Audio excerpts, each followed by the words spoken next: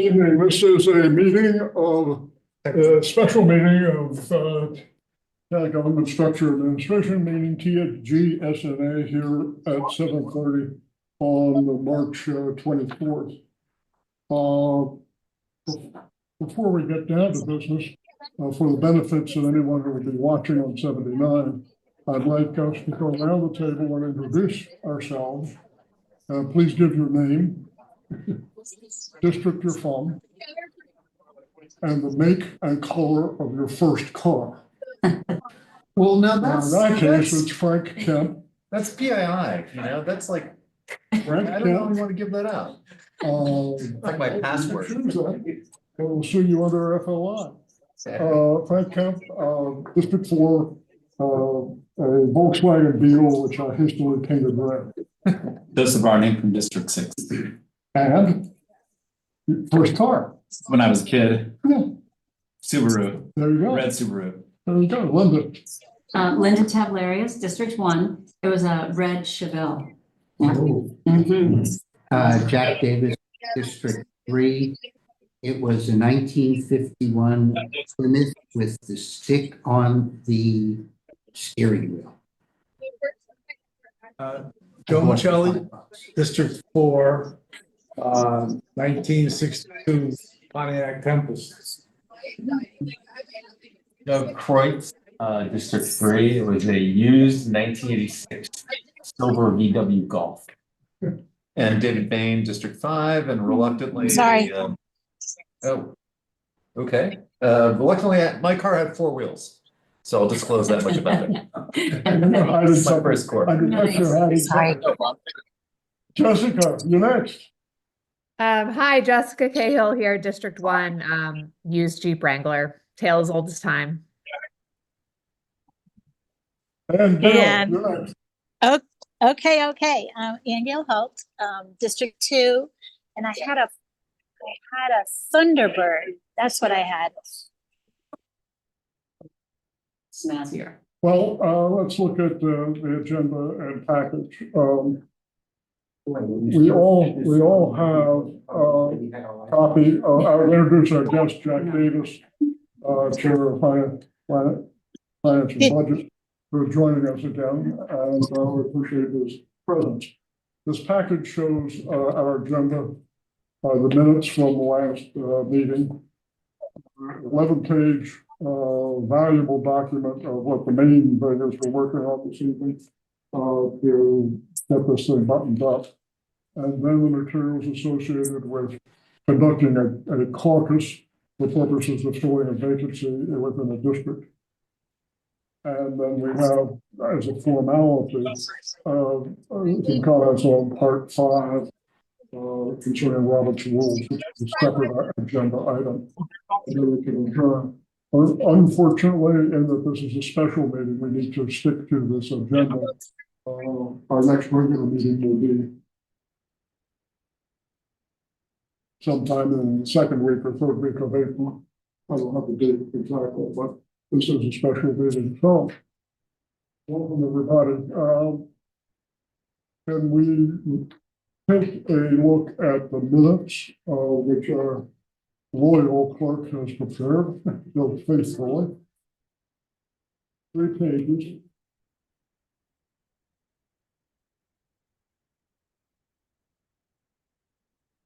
Are you getting that slowing down for a minute? No, I'm not. No. It's action minutes. That was actionable.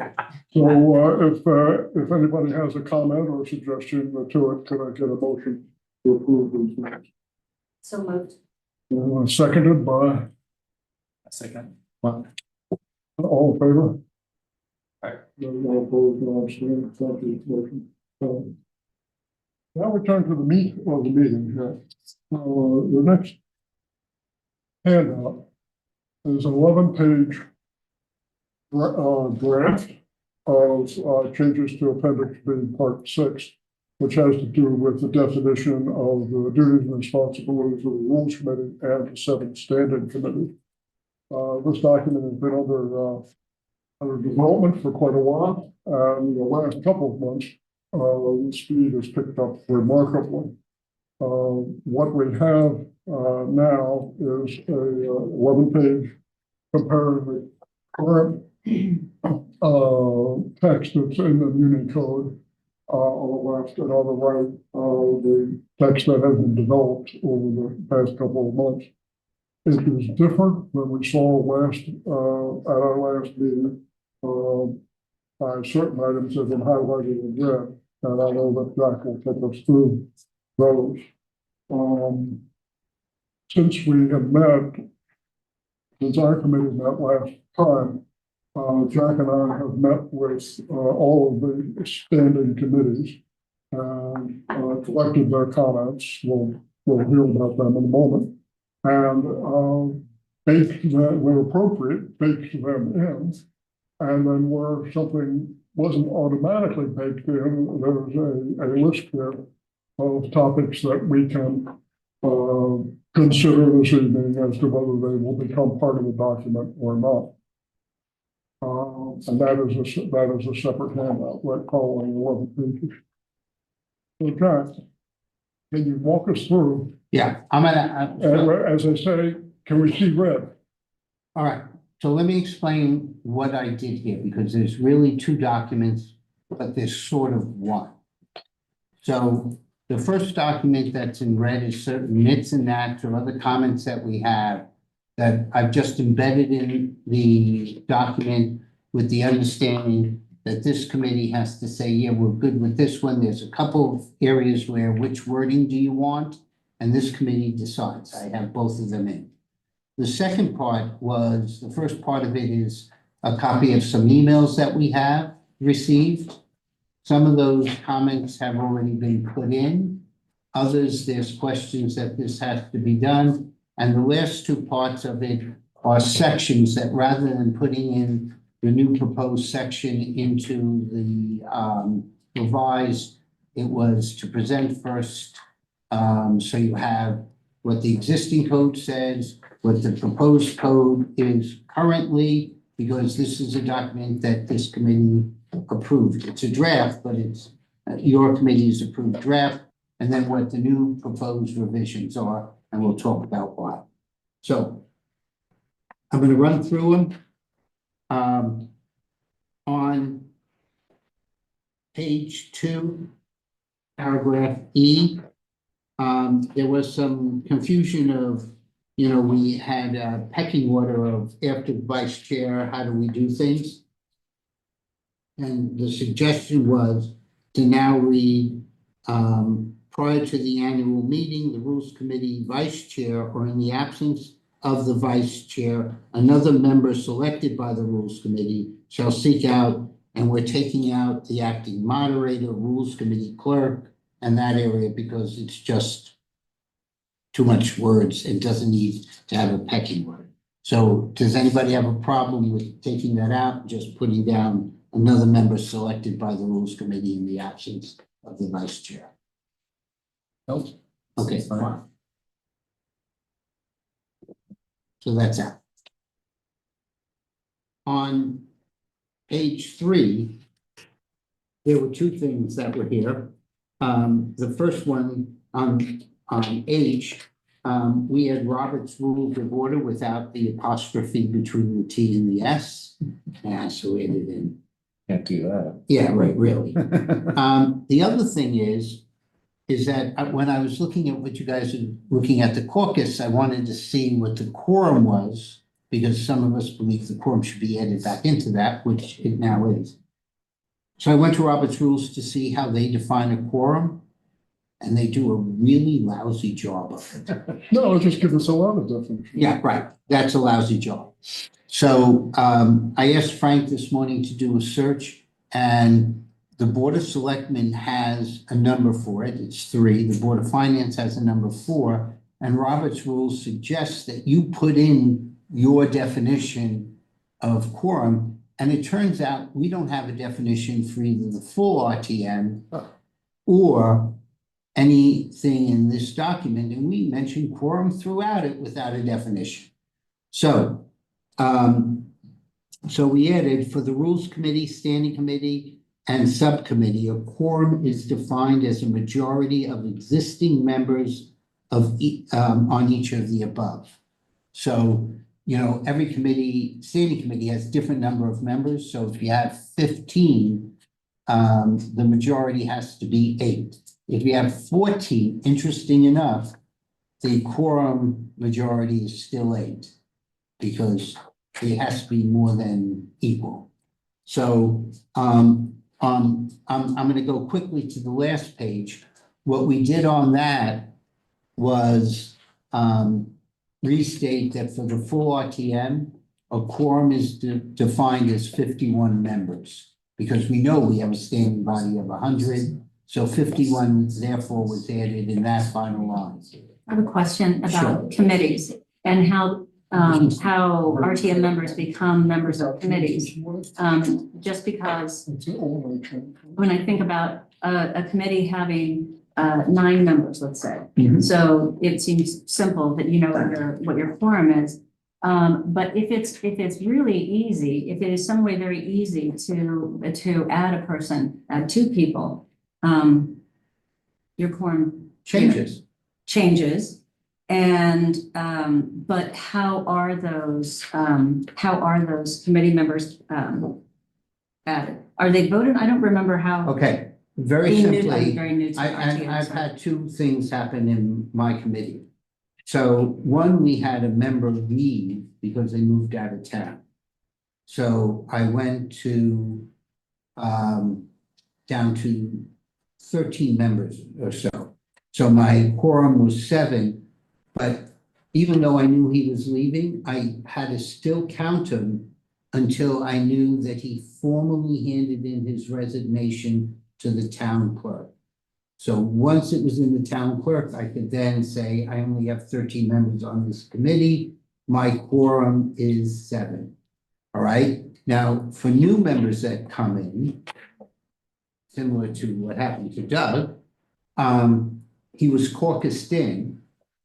We had a spot in District 3 that was Tgs&A. So that's what's recommended to the rules. And then the rules committee assigns any new member to a particular committee. All right. Now, in Doug's case, Doug got sworn in right away and would have been at a prior meeting, but he had a more really important obligation. Daughter's Daughter's birthday. birthday. And unless he wanted to hear that for the rest of his life, he had to be there. So So it's been a finance meeting. Yeah, I would right. have gone, but yeah, right. I would have kicked you back. But I had a member who was also assigned at the same time to my committee, and it took that individual 2.5 weeks to be sworn in. So even though she attended my meetings, she wasn't part of my quorum. Even though she was assigned, you have to be assigned and sworn in. So she wasn't part of my quorum and she wasn't able to vote. And actually, when she spoke, she was sort of, if she had a question. No, member of the public. So does that answer your question? Well, yes and no. It's the concern that I would have is if you did lose a couple of committee members. So Mhm. now your membership is less, your quorum is less.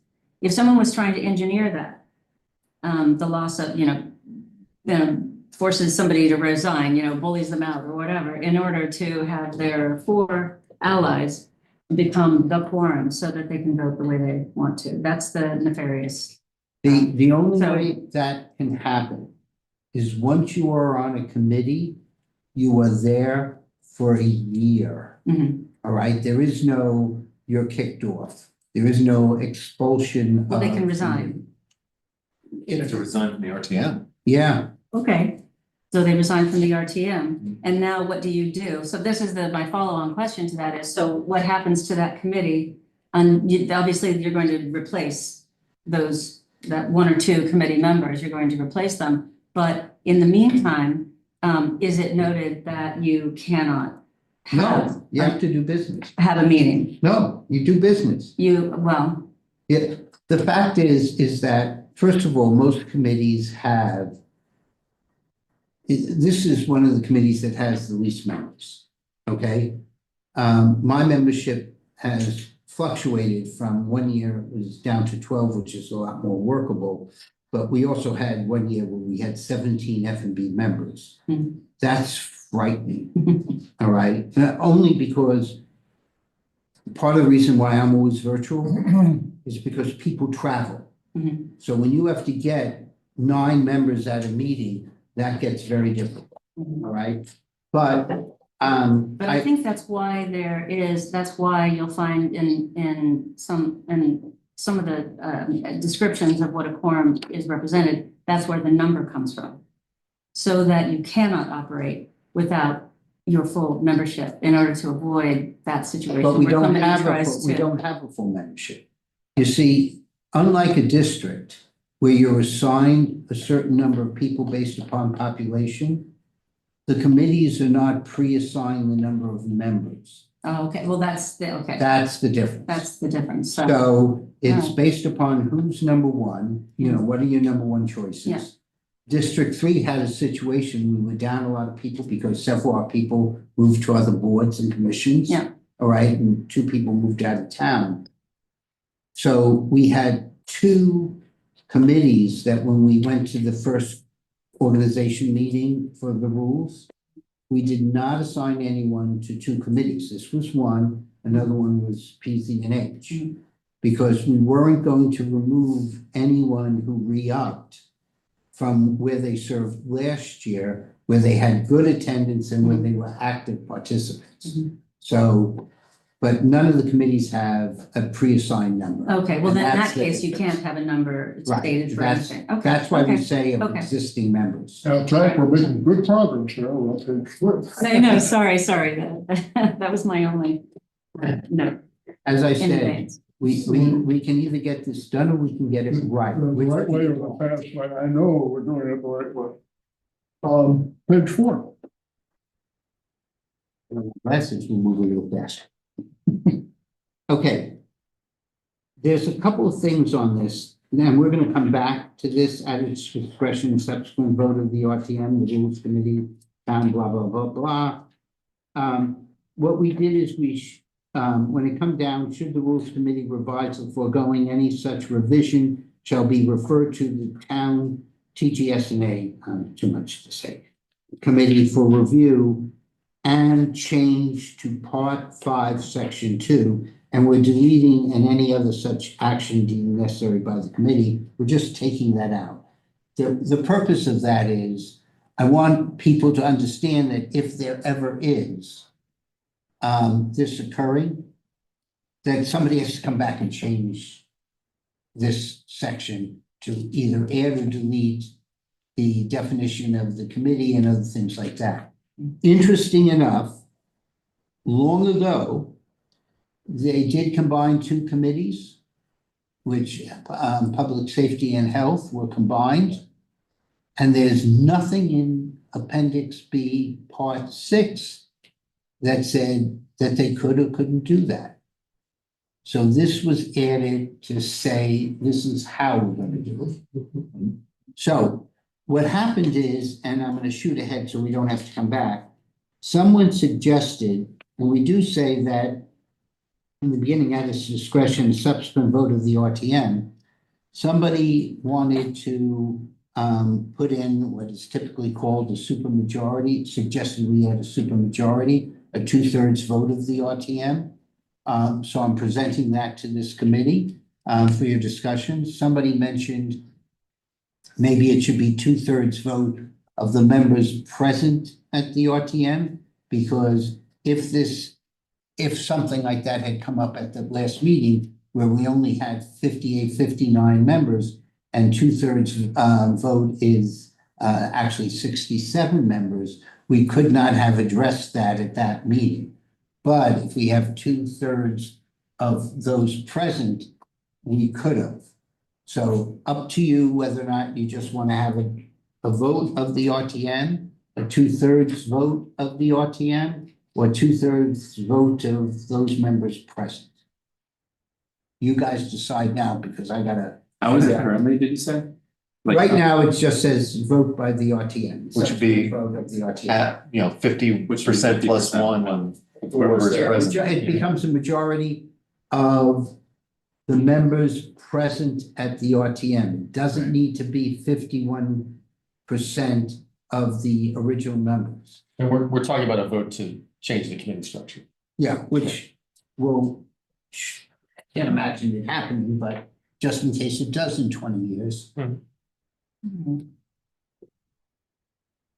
I don't feel strongly. I think a vote of the RTM is probably sufficient, but I agree. As I said, I will present everything that's presented to me. It's worked that way for how many years now? Oh. But we haven't done this before. No, It's except when public health and. and I don't know, and we don't know how they did it. None of us It's were not around. recorded in minutes? Oh, I mean, we have our minutes back to the 1970s because I was searching for a gift. And I don't know where the rest of them are. Right. Well, let's game this out. Say someone wants to disband F and B. Knock themselves out. Okay, but I mean, if they can't get them, do they need more than a majority of the RTM for that? I mean, what's the benefit of going for a supermajority? Would it be?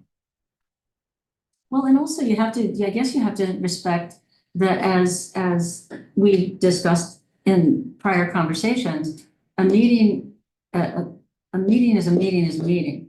It's not a meeting if you don't have a quorum. Mhm. So it assumes that you can do business. It assumes that you can vote on things. I mean, this is just because it's a titanic change right? That's why, but. Well, I mean, we're We're seeing the saying it gets disassembly of government going on right now, in another sphere. But I just can't imagine that happening in Darien. Maybe I'm naive, but. Yeah, I'm not expressing an opinion one way or another because this is this committee's opinion, not mine. Well, and I mean, it's just, If I had an the opinion, rules you just know, have to be applied fairly, and then people know that if they don't show up, stuff can happen. Right. I mean, Flip it the other way, like there might be something that happens in the future and say, hey, we need a committee for X that we don't have yet. Right, that's what We I- don't want to make it difficult to do that, I don't. think. right, no. All right, so that's number one So on this section. the sense of the meeting is that we're leaving the way it is right now. I would also assume that you would inform all the RTM members that this is up for a vote, meaning that if it's important to the RTM, It's They part make- of the notice. they whether make or more not- an effort to be there, and if it's not, then it's It's the part same. of the warning and the package. exactly. All right, we are in theory adults. All right, your mommy isn't here to make sure you did your homework before you go to the meeting. Although at times I wish she was around. But yes, Okay, now wait, I there's mean, this- I kind of think a supermajority should be reserved for something where you're really gonna interfere with people's fundamental rights. Or where you're gonna fundamentally change the structure of our government. And I'm not sure just moving the committees around rises to that. I'm fine with whatever this committee decides. I didn't originally put it in, so that sort of says where Frank and I were initially. It seems like we kind of have a consensus. that, Right, you know, a okay. Meeting is a meeting and just a simple. So majority. here's the second thing that is not written, but it was a good question to ask. If there is a change in the committees, all right, it would be for the next legislative year. It's not done in the middle of the year and we gotta figure out where committee members are going. It would be, we're consolidating these two or we're eliminating this one and creating that one. So I don't know that that needs to be written in here. That's up to you. So any changes would be effective for the subsequent legislative year. That I can does seem put- worth mentioning, doesn't it? Okay, Just to be. easy clear. enough. And I'm gonna put it right in, any changes?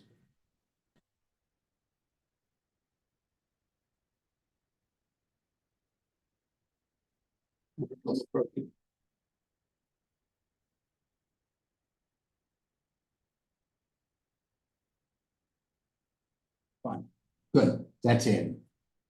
All right, next page, back to my glasses.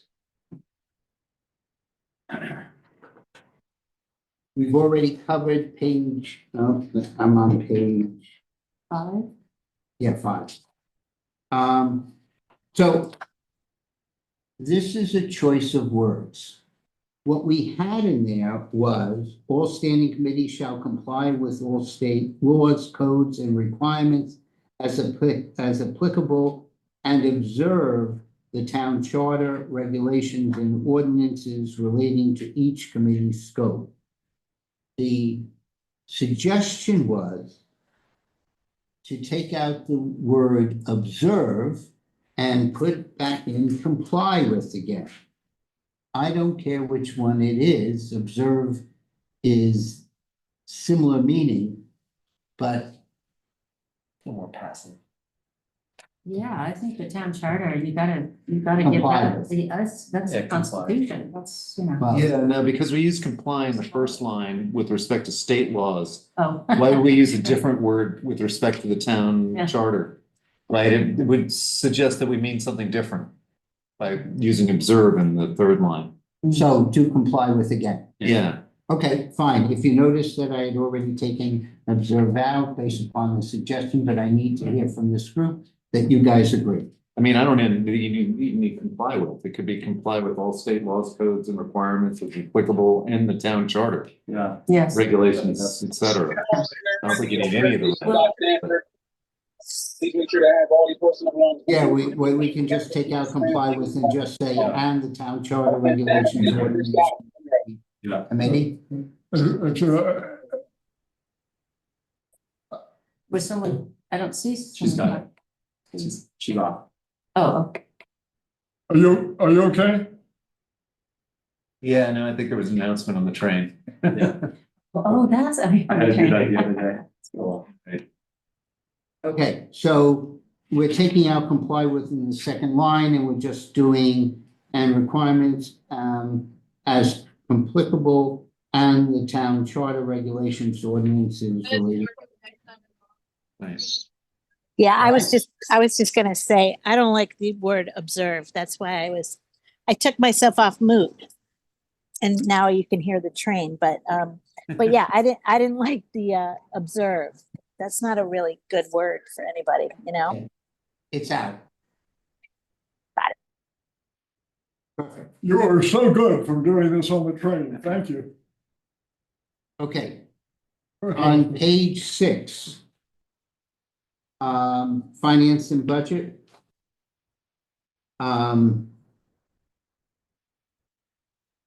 Fifth line from the bottom in the red. In that instance, it shall be instead of the secondary committee, because there may be more than one secondary committee, it should be a secondary committee. All right, so that change, I'm assuming, is in, nobody's gonna comment on it. Okay. We will be going over planning, zoning, and housing on the longer document because somebody suggested a change there, and I'll explain what we did.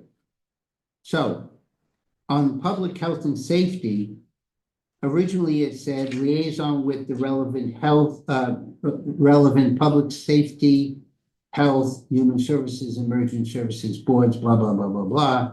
And that was sort of confusing because health always comes first. So it was just taking health out where it was and moving it to the front of the sentence. So that nobody thinks that I miswrote the name of the committee, which is what somebody originally thought. So that eliminates that confusion. On to page 8, and luckily for us, there was nothing. Okay. Now, the bottom one talking, second from the bottom, there's a red one, but I'm going above that. The moderator may attend any executive session of any standing committee or special committee. They wanted to make sure that that was limited to the RTM and not that we're giving the moderator rights to go into executive session of any board or commission that's here. So actually Jim Cameron gave us the lines of the RTM. I'm looking out for the ethics committee. Well, it doesn't matter. It was It allowing doesn't? them. So also ethics. Our friend Jim is on. Yeah, no, but And you're on yeah, that. I'm in ethics as well. I So don't you know don't- why. So we don't want any implication that this impacts ethics. Ethics is, It wasn't just ethics, it's that if we didn't define this as being solely limited to RTM rules and committees standards. and This that. whole appendix is limited to the RTM. I understand, but we want to, you've got to remember who's sometimes is reading this with me being So kind. if someone when I that's astute as Jim Mhm. comes up with not understanding what this. No, it wasn't Jim who came up He with that. wanted, we wanted to Jim make came sure. up with a solution because somebody else raised it. Right. So, but it's easy enough to put down the three words of the RTM, which says we're not giving authority to the moderator to go anyplace else other than in all those. I'm not sure that solves the ethics committee issue though, because the ethics committee is a. No, It's not, well, it's comprised of RTM members as. and we elect it, but we do not, it's a separate, Okay, I believe I have it's, to look at the charter or how it's created. if, I never thought of that, and I've been on the ethics committee. I know. Take a look, if we need to, I will say any standing committee or special committee excluding the Right. Board of Ethics. I thought it's called the Board of Ethics, which is different. But of the RTM excluding the Board of Ethics, I have no problem. Just take a look at that. If you think those words need to be added in, easy enough to do. Are any ethics committee decisions overseen, does the RTM have No. sway over anything that the ethics No, committee the Board of does? Ethics reports to the Board of Selectmen. So, Ethics is not listed as an RTM committee on the website. It's not. Whatever that's worth. So That's true.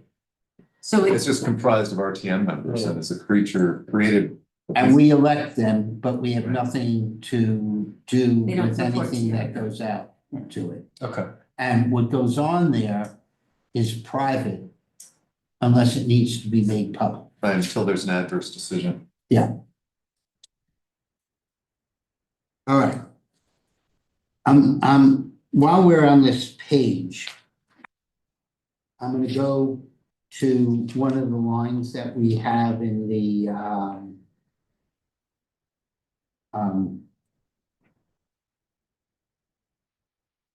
let me make sure that it's the right.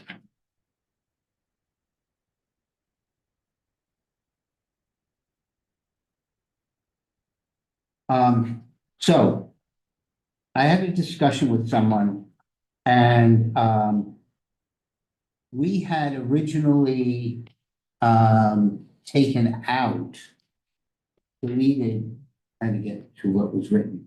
We had originally deleted each standing committee shall act only upon the affirmative vote of the majority of a quorum of the committee.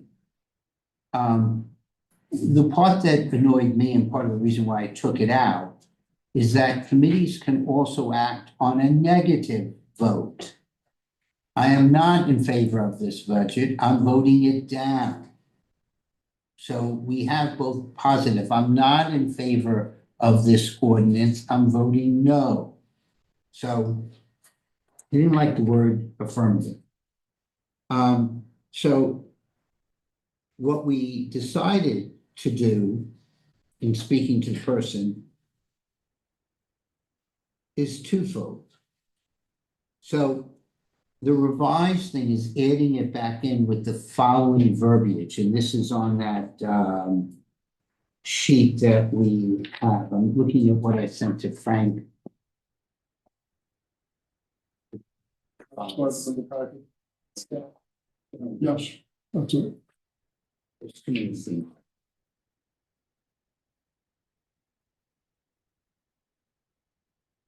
I'm gonna get the exact verbiage that I got agreed on with the individual. That we worked on. Got the 11 pages, so this is like. It's not the 11.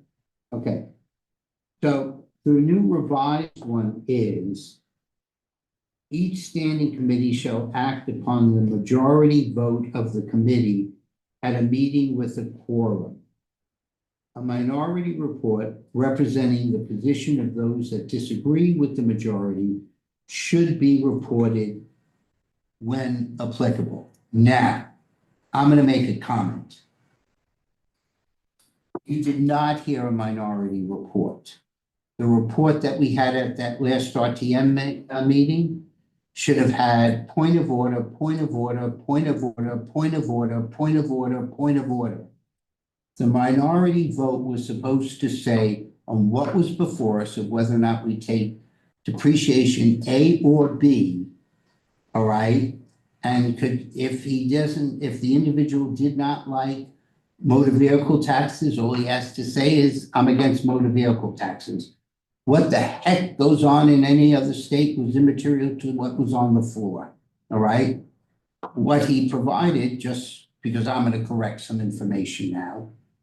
The veto, wait, I'm just saying. So minority reports can be a sentence in a document, which is usually how I do it. Somebody voted against this because X, Y, Z. The individual told me that he had a paragraph of a minority report and wasted 30 minutes of our time. Seriously. So I've spoken to Seth about that. But I do believe strongly in minority reports, even if it's one person. And so that's what we're proposing to put into this section. And that is, again, I'll read it. Each standing committee shall act upon the majority vote of the committee at a meeting with a quorum. A minority report representing the position of those that disagree with the majority should also be reported, and the word can be if applicable or when applicable. Could we say a minority report may also be reported? No? Minority Because that's- reports are mandatory report. It can be, and most of the times, it's a sentence or two. All right? It's not supposed to be, that's what I'm saying, it's not supposed to be what we have. It should be what's on the topic, why I voted against this topic, and it should be an elevated speech with 5 or 10 bullet points. How do you determine if it's applicable or when it's applicable? Or is that- It's applicable when you have a vote that's not unanimous. Wow. So whoever votes against is going to have to. So isn't any is going to have to minority represent- report then Yeah. applicable since it's clearly? Well, yeah, basically, yes. Yeah. I can take out if applicable. We just say if the vote is not unanimous? Yeah. Yeah, absolutely. Now, again, most, To this topic, let's say that Joe, we have a vote this evening, happens to vote. No, it's not. This is privilege, but then he's not obligated to stand up in front of the OTO and defend it. no, it should, I want to make sure that the we minority. create the impression Okay, that it's his choice. If he wants to set up, if he okay, does for want. somebody who's given minority reports and actually have challenged the committee that didn't do one at one time and wrote a piece in the Darien Times when it actually was a newspaper. That's up. The fact of the matter is that most minority reports are included in the majority report.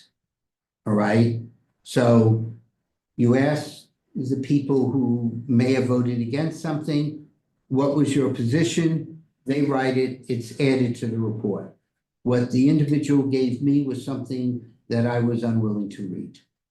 So that's why I gave him the opportunity with the understanding of what he was supposed to do. So let's return to the concern that just because a person votes no, the people are showing open discussion, that they're obligated to go report to the RTM on their vote. They're not, the committee chair is. But see, I disagree that we, because I think that would happen. And also people that the majority is all in agreement against the majority. Okay. But but multiple people could vote against something for that many different reasons, for as many different people, everyone doesn't have the same dissenting opinion. And they have the option of going to the board. Yeah, I think that if you feel strongly about something and you want to express, You have a right to do then you that. have a right to do that, but I don't like the We obligation. don't want to obligate them to have to do. Yeah, And I've do just, each- I've seen and it, who, but the reason why who I, writes the minority report? Who is that? If you, usually the minority will say this is their position and it's incorporated into a report. but I'm saying it might be three different positions. They Right. voted no for various reasons. So now what? Incorporate them all. Yeah, And I've who's, done that. who's doing that report though? The chair. The chair. Okay, all right, so if you, so you have the option to say what your dissenting opinion was, why, and you're not speaking for everyone in the minority, you're just, Yeah, I'm saying these are the Okay. reasons why people voted against it. This okay, would go into the minutes, I presume, that you'd have a record of what that would be sort of. Well, first the vote is in the minutes. Yes, right, but the reasons why would be in minutes? It matters how you do minutes. Yeah. Not always.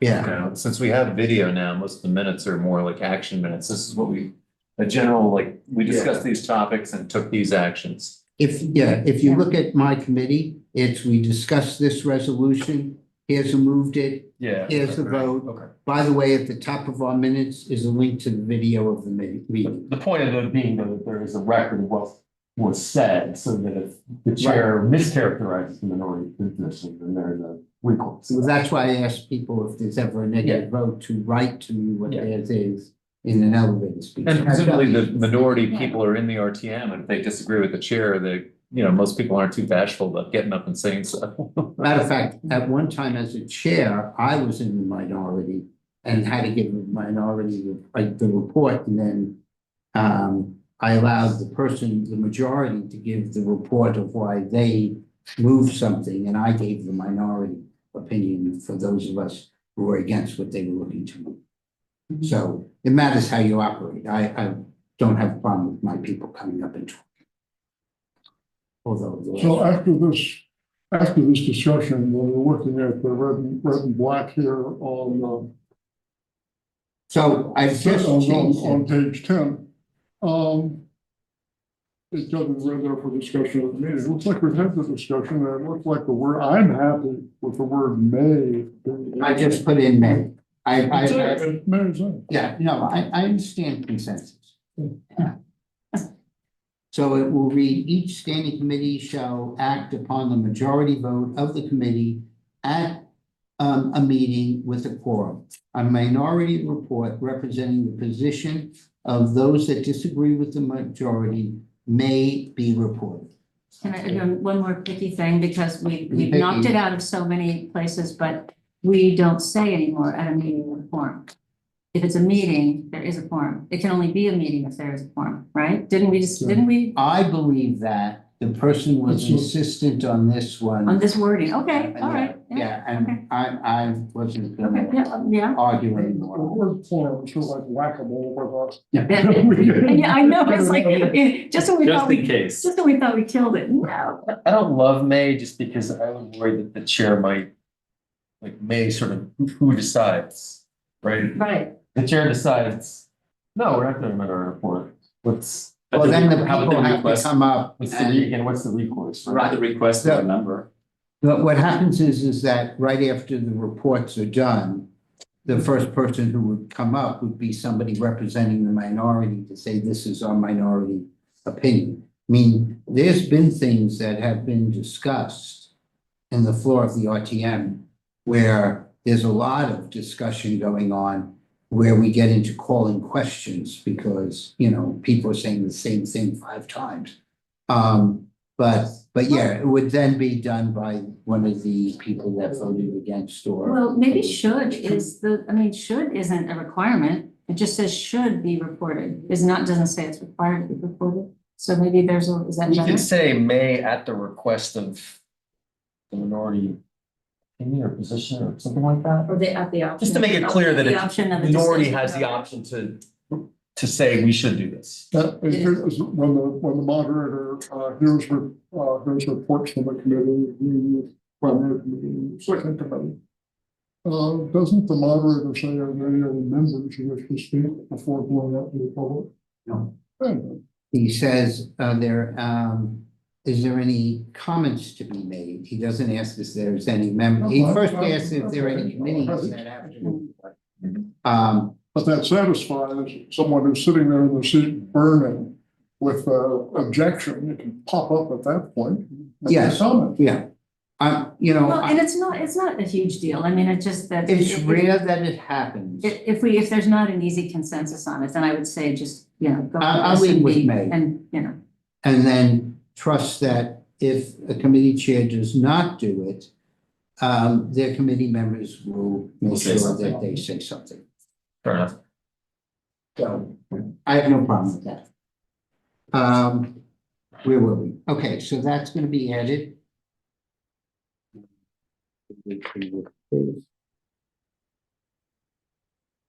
On page 10, look at that.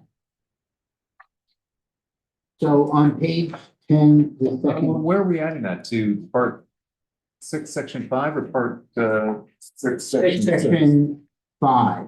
5? I'm part 6, section 5. So you see at the bottom here where it says, we're just going right across Right, and where it okay. says see write up. That was to say that's where we would add, Want to make sure I'm get it in the right place. Okay. all right? Yep. Let's go to the videotape. On page 10, we're deleting one section because it's pretty much very similar to what the former section was. This is just a clarification. Any matter pending. Somebody's trying to come in. Oh, Matt Baldwin. Right. Thank you for being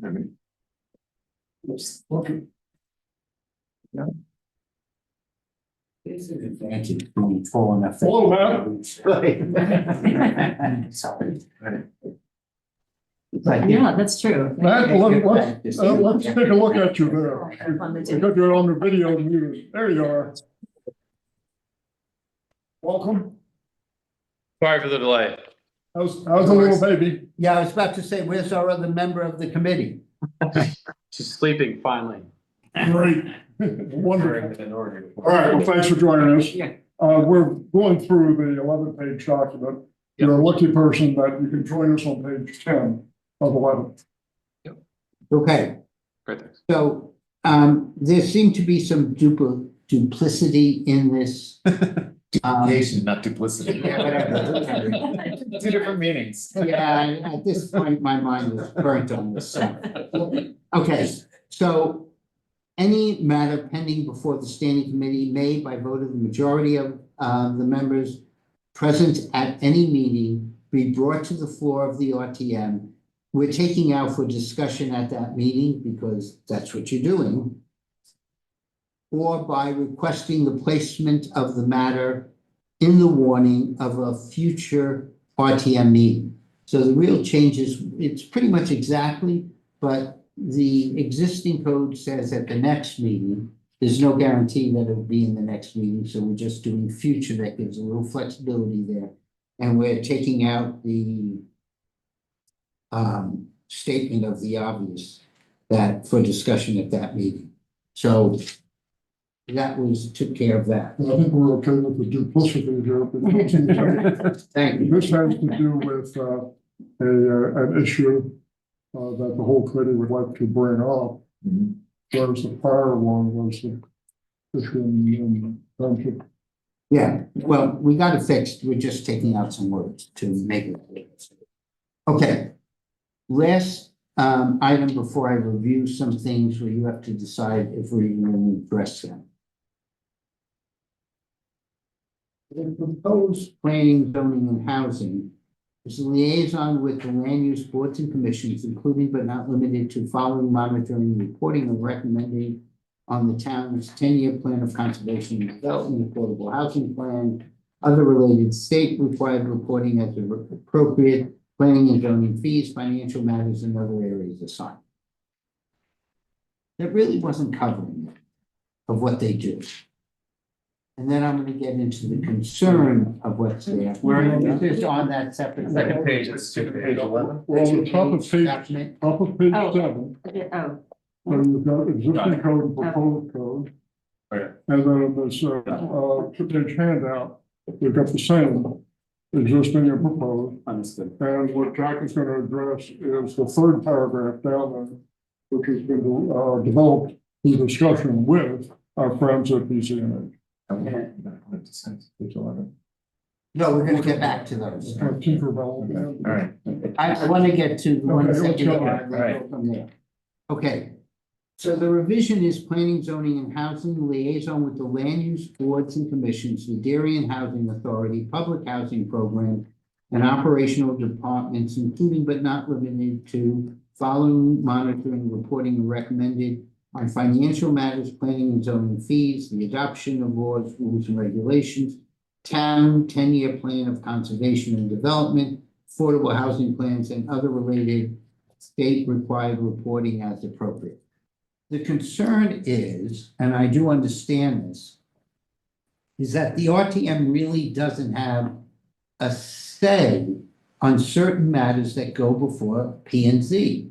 Quite honestly, nobody does. The Board of Selectmen doesn't, the Board of Finance doesn't, the Board of Ed doesn't, that although they may think they do, that the P and Z has their own authority.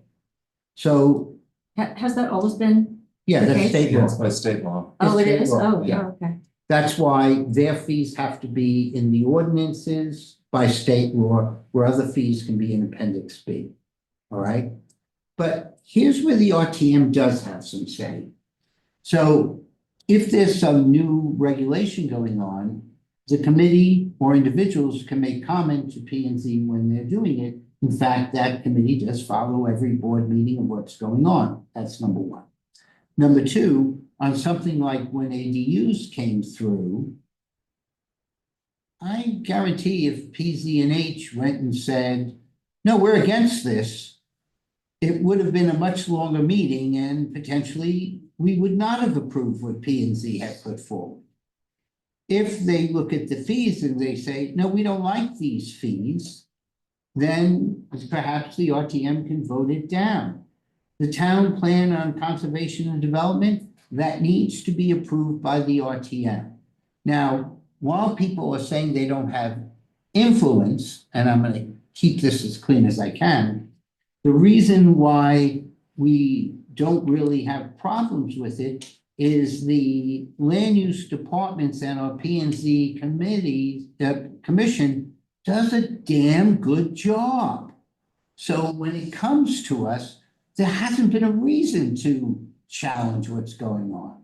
But if people were against the ADU apartments and everything, they would have. If they were talking about the overlay zoning and somebody had a problem with it, they could have talked about it. The fact of the matter is they're very well organized and they do good work. So, but do we have influence? Yes. That's when it comes to the floor of the RTM has the capability of making a decision up or down. And that's where you have influence. All right. Just a very brief story. My first time that I took over the committee, Jeremy Ginsburg wasn't coming to the F&B meeting and wanted to increase fees. So I went to the first selectman and said, F&B is going to tell, we're going to vote this down. And she said, you can't vote that down. I said, I most certainly can. I need the person who did these fees to come and explain how they came up with it. So Jeremy did show up at our meeting, explain how he does his fees, which was almost like a McKinsey exercise. And we became good buddies, but we were going to turn it down if you didn't explain what it went on. My first year of chair of this, of the committee I chair. So yes, we do have influence. That is how you use it. So it all got resolved and Jeremy did a good job. Now back to the front page of this. What this represents is copies of emails that we received. So So we're gonna agree to the, let's I'm assuming make sure you're we agreeing have to the consensus on this, this revision. This memo has the current proposed and then revised proposed. Does anybody have any observations on that? As explained by Jackie, was developed in cooperation with the PZ&A. Yeah, we presented this to PTA. Yeah, and it seems to And they- just reflect reality. They go off, right? Those two, good. We haven't heard, I only had some minor discussion on it, and that was their influence on P and Z, and that was within exhibit tax. But I didn't have anybody coming back and say change it. And what's the real difference other than moving in the adoption of laws, rules, and regulations from what's already there? It's sort of a reorganization of You're how it moving a is, bunch of things around. but it's really saying, and by the way, financial matters could very well be if we're buying property, because they will be involved in that. Right, but that was in the old description anyway, so I'm just trying to figure out what's the substantive difference we're trying to achieve here with this? I think we Vision. may have added the housing authority in here, which we didn't have before. Which is, Yeah, that's probably all you're doing is following, because we don't have authority over that either. Right, and you So- know, on the RTM. Yeah, right. And is there the 10-year plan of conservation and development? Is there always a 10-year plan of conservation and development? Every 10 years, yes. So, Sorry, I'm being. yeah, no, is that It's true? state law. Okay, so that's not a moving target, it's that you complete Last your one we 10 did years on and then you begin another. 2016. This one has to be done by 2026. Okay, okay. And you state as appropriate, that's assuming that everyone knows what's appropriate. I won't comment on that.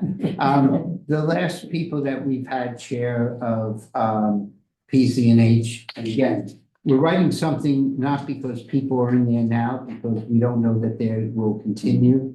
And that was advice that I had when I did guidance earlier with Kate and Jen, that there's a chance that none of the three of us would be there, and we still want the guidance to be effective. But yes, the committee has enough people that understand what's going on in planning and zoning. And when we return to the topics on the top. Well, you wanted to get it. We'll discover that many of them we've already discussed, so let's walk down through that. Well, but you wanted a consensus on this, so do you have your consensus? Okay. Consensus is that a wordy restatement of what may be there, but it seems to be appropriate. Okay. But I'm not, yeah. Do you need as appropriate? We're gonna put you as a task force. Would to you define hate appropriate. it if the sentence just ended before as? Requirement. Okay. Yeah. I would feel comfortable.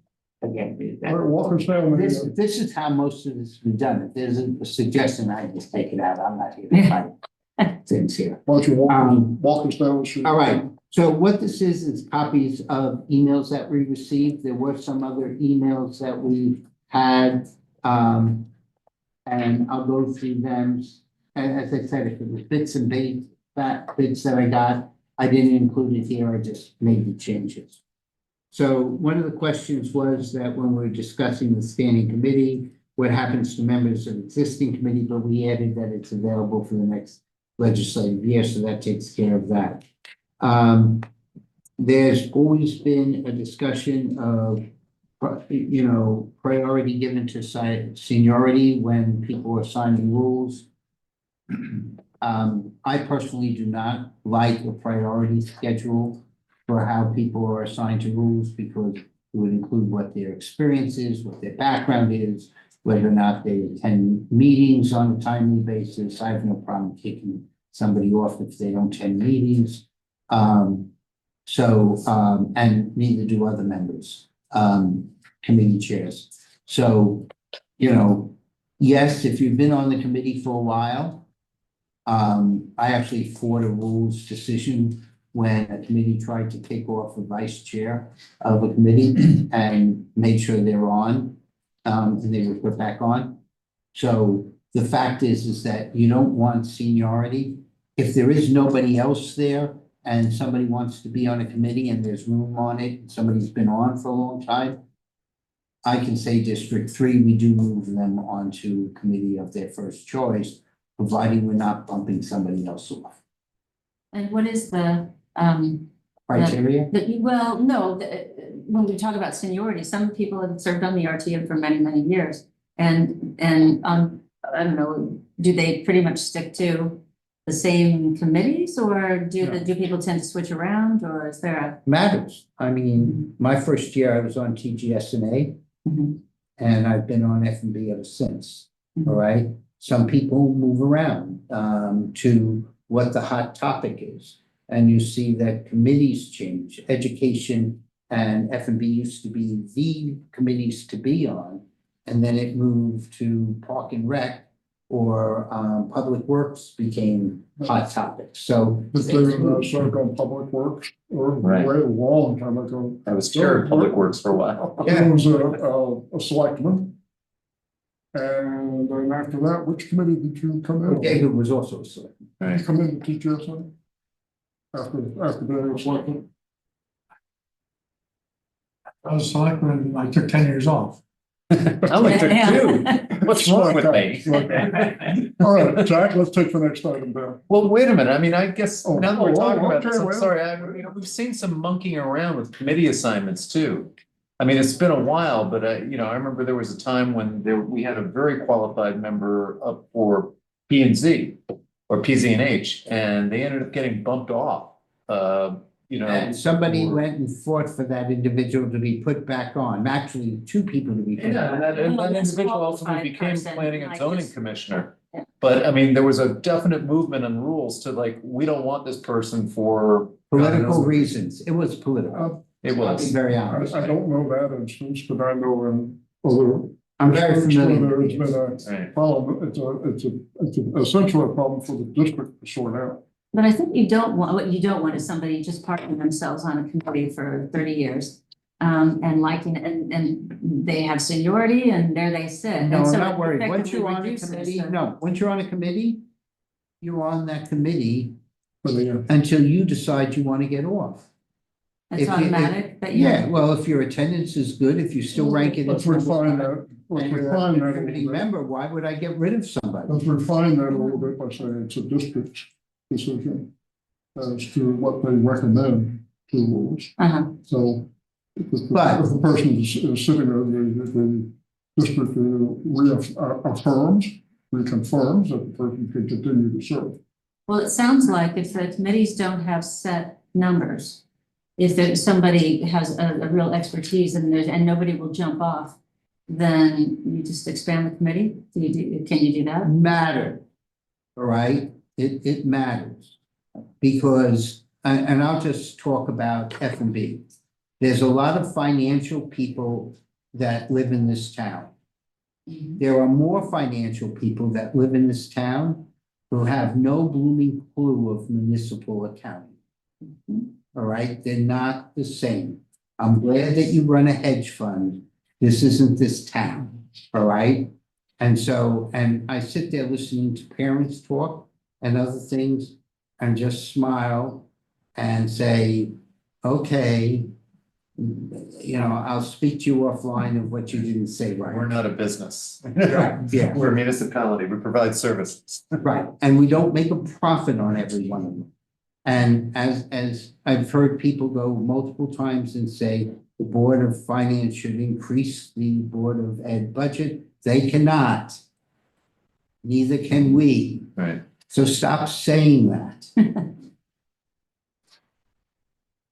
So So you like the priority to members with seniority?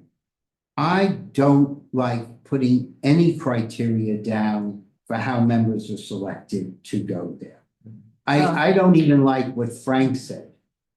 If a member, and that was the incident that we talked about, they kicked off two members because both of them were for affordable housing and the leadership was not. That was the issue in that committee.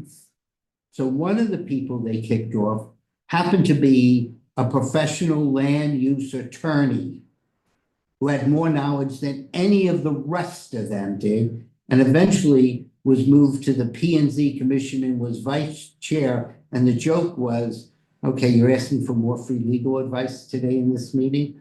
But they kicked him off, and the other person was a vice chair who had exemplary service in what was going on.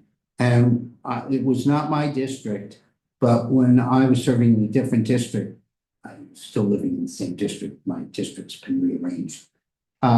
I went back and took issue with those two people being moved off. All right, and they were both given the opportunity to rejoin. The attorney said no, and then we just joined P&Z. Right. But yeah, if somebody serves and, there is. Somebody's trying to come in again.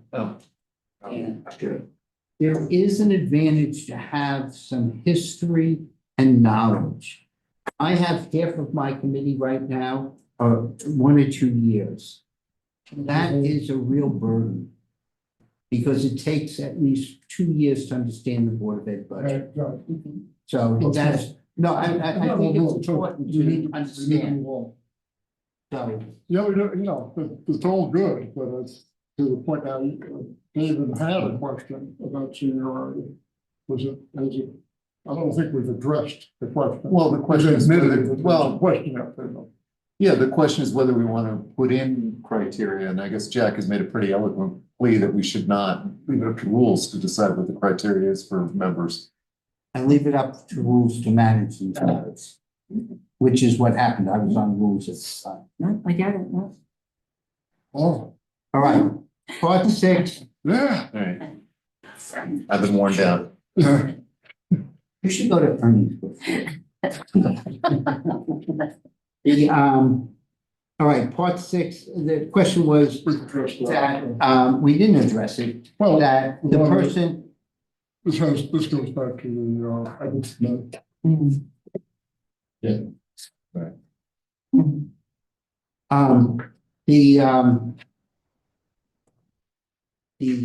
The issue here is that there is a decision to have, we've had members just call our town clerk, council and occupy their time. All standing committee chairs have access to town council without going to the moderator, all right?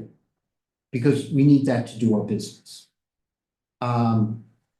But there's 2 ways to get to town council. You could either go to the moderator and ask on a particular issue if you can have a conversation, or you go to your chair and say, I'd like to discuss this, or I need to have this legal opinion. And either the committee chair can do it in a joint phone call or do an email. But this was developed because our legal fees were starting to build up on issues that were irrelevant and just starting to bug the town council. So that's why it was put in. All right, so I'm proposing that we leave it the way it is. The reason why it can't get rules to decide is rules only meets once a month. And if work has to be done within that month, we lost a month of work. And where's the language that we're looking at now? What, We jumped down to town council. no, I see the language in the memo. I'm just looking for the language in code. Yeah, I'm going back to Yeah, that. I'm just thinking.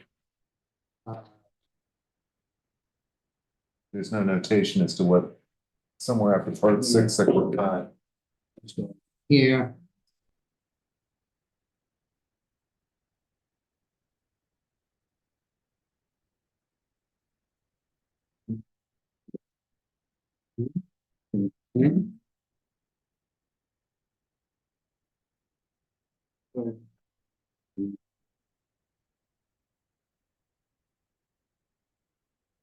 No, we had something in here. I'm just not. Yeah, I'm looking for it also. It says, it should say that, there were 8.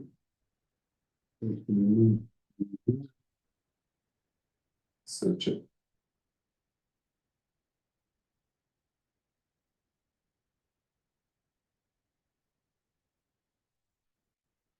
One of the attorneys for the executive session. No, it's town council. Access to town council, which is. Oh, it's, You're looking back. It's page 5. Oh,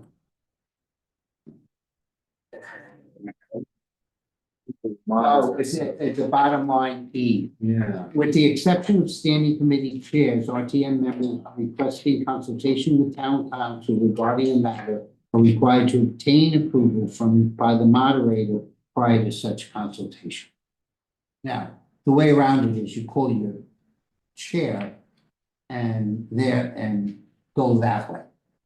Yeah.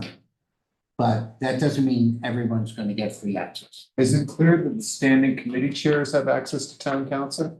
with the exception of standing committee chairs. I know, but it's kind of like a backwards way of saying that they have the authority to contact town council. So, but it sounds like they do. I guess. it- And that's what Jack's saying, I guess that the committee chairs can. So you can have your chair ask the question, because they have a right to do that, right? In fact, if Do you. you want to take a stab They're on not- they don't scrambling it? Have close to 100 people. No, I just was wondering whether we need something expressly in here that town committee chairs or that, committee chairs have access to town council or can call upon town council to respond to questions and attend meetings. I mean, that's the practice. When you need town council to meeting, the town committee chair calls up town council and says, can you come? Well, McGuffin, Why don't I rework it with the understanding that I'll do a quick rework? I'd like to rework it now, so that when you want to vote, we're going to the final. Okay. Okay. And while we're reworking, is regarding a matter, is that, are those, can we say 3 words there? Regarding a matter. No, I don't care regarding the matter. That's meaningless. Right. Okay, unscrambled one. Right.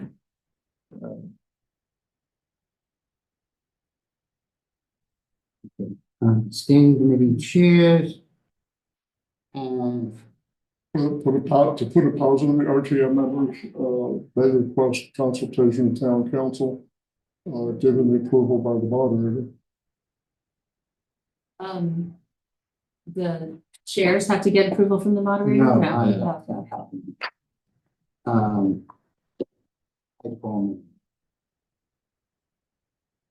All right.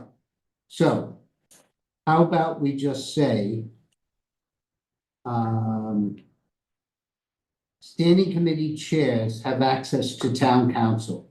All other RTM members requesting consultation with town council regarding a matter are required to obtain approval by the moderator prior to such consultation. That's a little more direct. And what if they don't give approval? You don't have access. So what happens when someone is maybe upset and they try to get access anyways? If they're upset, they have two courses of action, that the committee to endorse them, or that the moderator to endorse them. So it goes back to that. We have a 100-member body. If the intent of this is not to have a 100-member clamoring to get into the town council. He would not allow me to put into appendix B that if you violate any of the rules here, we bring you out to the tallest lamppost and let you twist slowly in the wind. Frank said I could not add that to this. Well, that's not fair. There's Okay, so I would phrase it a little. What do you do if you don't do this? Yeah. I would violation time code. I would phrase it a little differently. I think, let me throw this out at you. Standing committee chairs may consult with town council on issues coming before their committee, I guess, and invite town council to attend committee meetings. All other RTM members requesting consultation must obtain approval through the moderator. That's clear. I like that. Can you send it to me so I can put it in eventually? Yeah, I don't think it should be up to one moderator whether or not they get to talk to town council. Well, We may not have a level-headed moderator someday. Right. yeah, but you have, The committee chair too. you also have a committee chair. I mean, So we're giving committee chairs the right to consult with town council. So if the moderator says no and your member says, I want town council to talk about this, then the committee chair should act. I can act. So you have two options then. Right. You really do have two options. Matter of fact, I don't think you should ever go to the moderator. If you have an issue, you can bring it up to your committee chair and go from there. But, you know, you can limit what the conversation is, you In know, theory, you could go to any committee. no.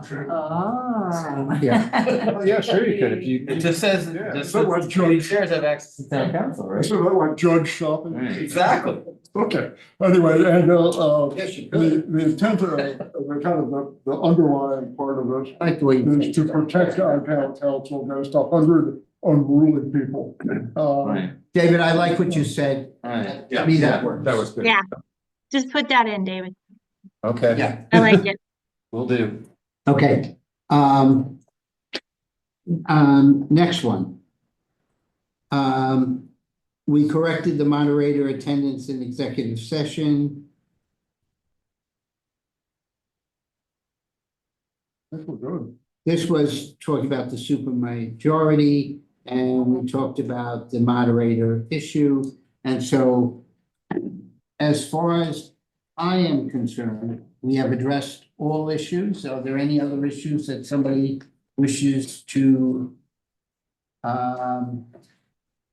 propose or forever hold your peace, as they say? Yeah. Just kind of go around the table, Todd. Do you have any comments that you'd like to throw in? No, I think, No? it's there. I'm ready to approve these All right, as we discuss them. Well, let's look after our Zoomers. And I'm sorry that we have neglected you in some of these discussions. Jessica, do you have any questions for us at this point? No, nothing from me, Frank. Thanks. You've been very discreet and quiet this evening. Are you well? It's easier for me to stay on mute with the background noise, but no, yeah, I'm fine. I Okay. can hear. Good. Matt, how are you doing? Do you have follow-up questions for us? No questions, thank you. All right. And Joe? I'm all good. No, my Thank you. God. And I will In say that that I've case- spoken to Beth on the document. Looking for proper wording of a resolution. Give me a moment. Would someone like to resolve that the DGSA committee approves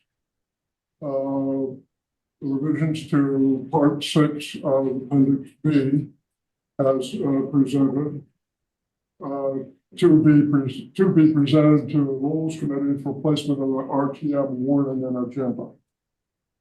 Can you add In in? other words, there's a little bit of fudge in there. We're submitting it to rules so that it can be placed on the agenda. We're not submitting it to rules to be picked apart and micromanaged. For placement Although on they the agenda. They can and they will. April. For placement on the agenda We want to adopt one of these resolutions that we did. on the RTM warning. Yeah. Okay. So the April meeting, For the April meeting, huh? right? And can you also add part 5, section 9? Now, wait a minute, that's, Okay. okay. It's. I just do. You know, by the way, we're gonna get to that part 5 in a moment, but it's gonna be a Carlisle. We already covered it. What was that? So, Yeah. but this resolution has to do with part 6. Well, So, we have parts 5, 6, and 9. yeah, we'll get to that. Okay. We'll get to that. But we're talking about part 6. Right. So, who made that resolution? I believe you did so far, so. Can the chair make a resolution? I don't think so. No, I can call for a resolution. you can make it, but somebody has to move it and. Yeah, second. I think it's more proper to call Yes, sir. for someone to make that. Would you read that resolution? TGSA approves the revisions to part 6 of appendix B for placement, for submission to rules for placement on the RTM warning and agenda for the April meeting. How about somebody from afar making a proposal? I believe we already have a motion. Yeah, have a motion. Yeah. John Oh, you have? moved it. All right, is there a second? Second. Second. Is there discussion? This is proper. If there is no discussion, we'll move to a vote. All those in favor, please raise their hands. Can't see your hand, Matt. Okay, good. That's unanimous Okay. and no abstentions, and so thank you all for moving this ahead. It was really great, well, we think great thanks. So Jack for shepherding this thing, it has been tough being a shepherd. But We're not done shepherding. Can we get to? It's not over. Section 9. Now I'd like to bring your attention Enough of to the a corollary motion, which has to do with the different section of Appendix B, including Section 5. And it's the last, it is page 11. And we discussed about the form being 51. But we first considered that Robert's rule wasn't properly noted. You're never gonna forget And we got that. after that, then we got the apostrophe on Roberts. And then we got the title all the way Tinkerbell at the end here. All the notice about what the forum is and take advantage of the So, is there any, before we make a motion, is there any discussion or questions about this? So I hate to be grim, but what if there's a pandemic and there's only 40 people left alive in the RTM? Well, the way this is written, that means. I would think that would be a situation where you might want the RTM to be able to. There's There's a couple of things that go on. First of all, if this is the quorum, and the fact is that if there is a pandemic, and the fact that we can do a hybrid meeting, it doesn't say that it has 51 people present in a room. It says that there's 51 people present there. Now, what happens if there's an emergency such as a pandemic in town? It's not so much of what goes on with the RTM. The first selectman, and David, you can add to this. The first selectman in certain emergencies, or the acting first selectman, if they're not here, have certain emergency powers to spend money or resolve things for the town in emergencies such as that. So in reality, I would imagine if we have a pandemic and we've lost 60% of the population, we've also lost 60% of the population in town. And the first selectman or their designee would be conducting emergency services. Is that a fair statement? Yeah, I think the RTM would be the least of people's worries. Just think about what you see. Yeah, I'm still not sure I see the benefit of making a quorum 51 people. The point must have been that you're defining that the RTM is 100 people. Right. And is that always gonna be the case? I mean, does that? We don't always have 100 on the RTM. No, right. Right. Often we're like 90 something members at any one time. So And I could know- it just be a majority? Or The fact is that it's 51 to have A a meeting. meeting Yeah. of which we can take action. Right. So it does still mean that you Oh, I can see. have a 26-25 vote, Right. which is less than half the people who passed the resolution. But, so we can do it with less than that. You can But- convene a meeting And, with. and if the RTM, which has been discussed at various stages, is reduced to 50 people, which I think is maybe a change in the charter, Right. which is really difficult to do, then that number would change as well. But the charter says there's 100 of your nearest and dearest friends represented here. Oh, is that right? So Yeah, 100 is a it's- charter charter, number. yeah, Oh, it's a okay, charter. okay, then that's that, yeah. I'd like to kind of address your question, doesn't really hit it right away. Parts in section 2. In the event of inclement weather, tower failure, or similar circumstances with a failure to obtain a quorum at the time of the scheduled meeting of the RTM, the moderator has a discretion to reschedule the meeting to a date within 10 days. Notice of rescheduling should be given to the town clerk. So we've had snow days. Yeah, We've had to deal with all that. But he's just saying. And we dealt with the plague too. He said, what happens if we end up with 60 of our nearest and dearest friends dead? Right. So that you can reschedule as much as you want. I hope they're not coming back. Well, it also becomes, I think, a Connecticut statutory law too. Probably. That ruled, for instance, during COVID, the governor had to approve the use of Zoom meetings for, and I mean, you know, he set some rules, and I would think that there's gonna be intervention. Well, it can always override whatever we do here, right? Right. Really, the question is, you know, I mean, we've always conducted the RTM meetings, so there always had to be 51 people present. But we don't need to do it that way. Is there a reason to change it? Should we make it just a majority of the members at a time? So if we have 90 members. I think that's more dangerous where a particular position can be, you know, remember, a special meeting can be called at any time. Right. All right, of the RTM. And on a special meeting, you can bring 30 people of a particular persuasion. And it's less than the 51, and then pass certain resolutions in that, which is something that I would be concerned about. No, I what I like was that- thinking is like, if you have 90 members in the RTM, then a quorum would be 46. Yeah, I still at 51.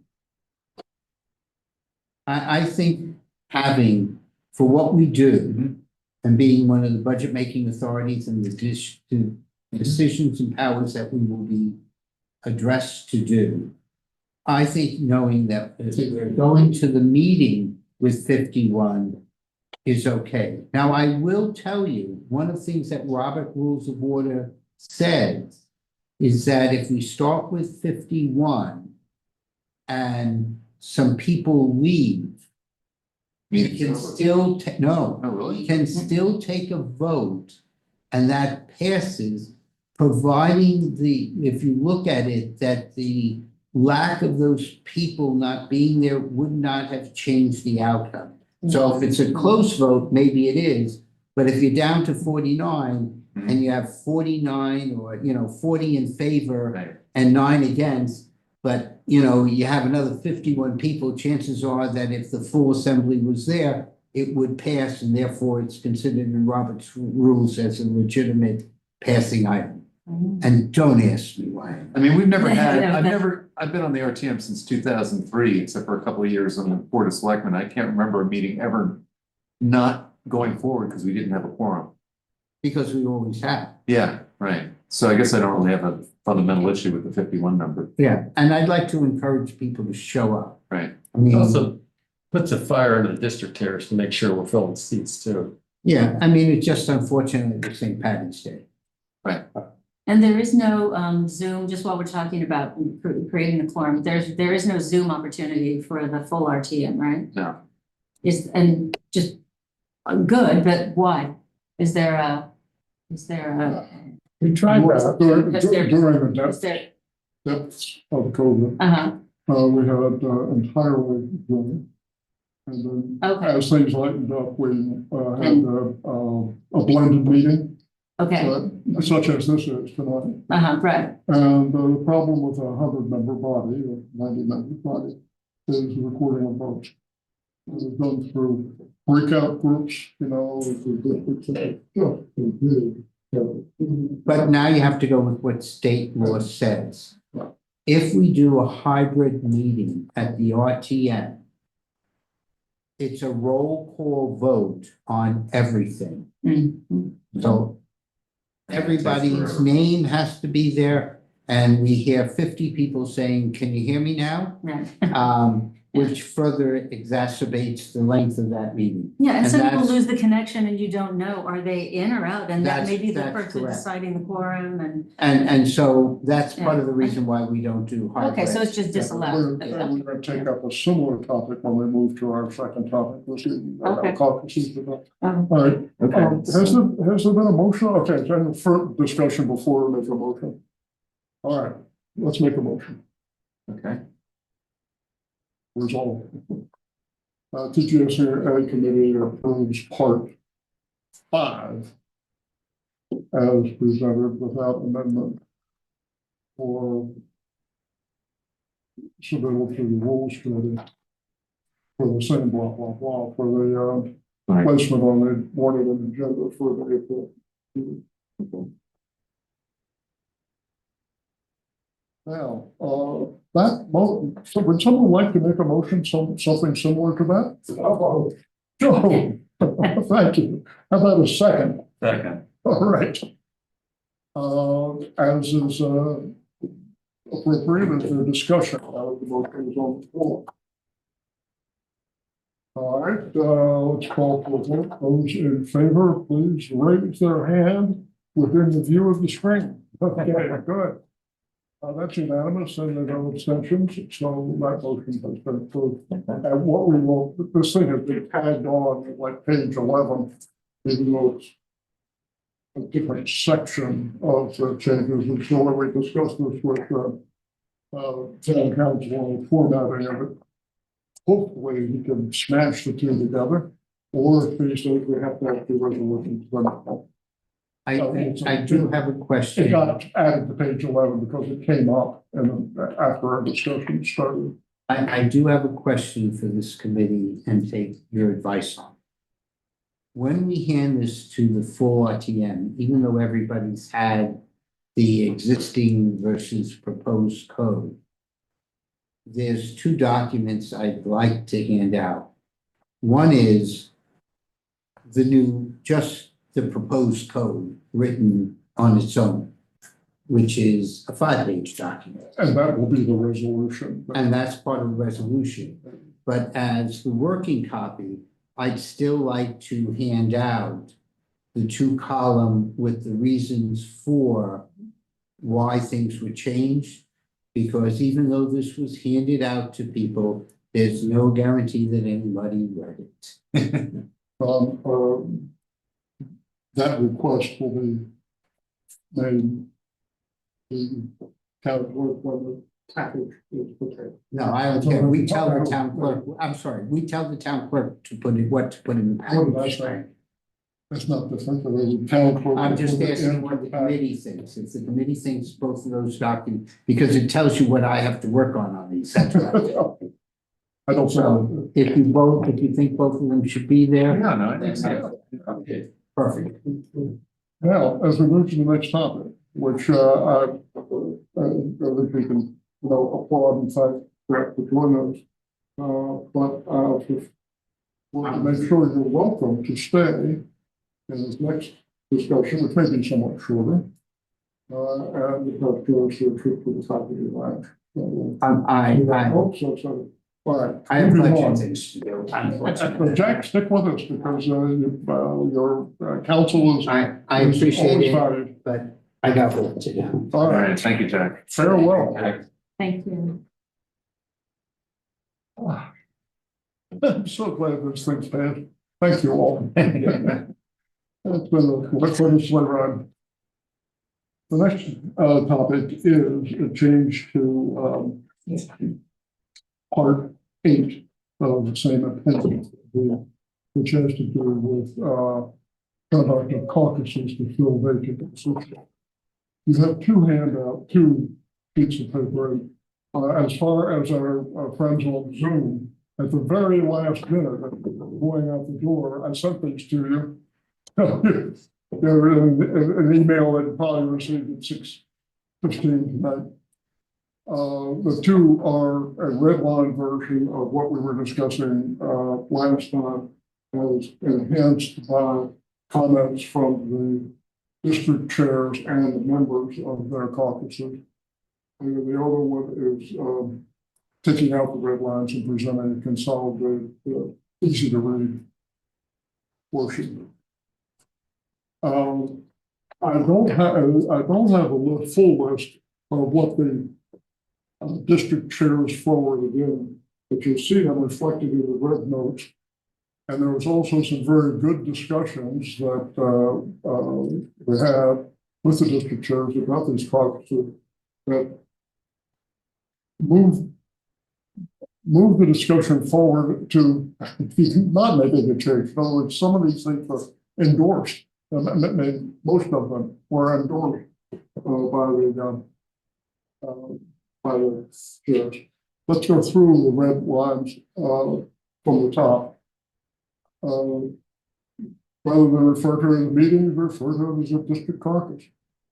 And striking Freedom of Information Act in that there's no public demand for or right or privilege to have access to the activities.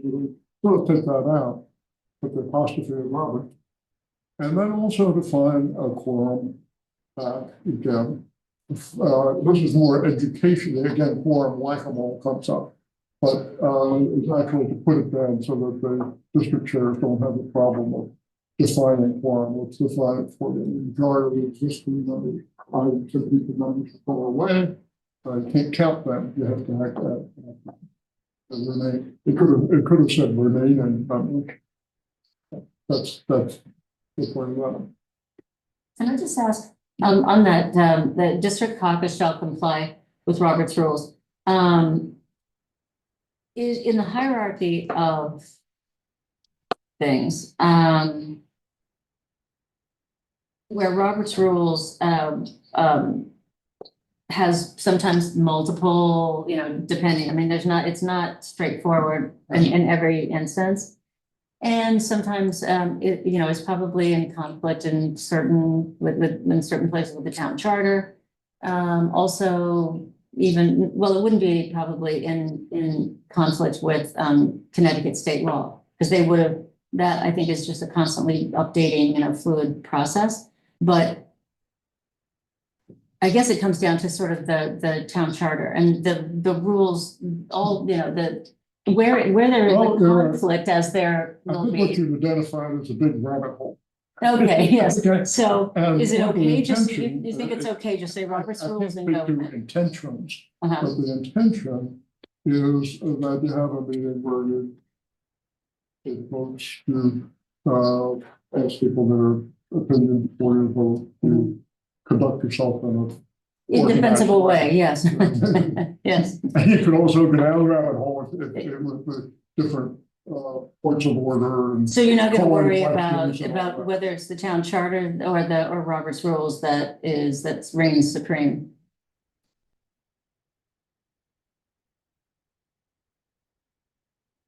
Let's see. Well, I don't think that's a trick question. I think it's a good question. Wait, It's not a trick question. that doesn't The charter- necessarily, the it's not charter- an easy answer. But Yeah, the Town charter charter is doesn't really supreme, govern how and district within offices that, are within run. the charter. That's- yeah, Robert's that was rules. gonna be what I would say, exactly. It's Okay. sort of a separate.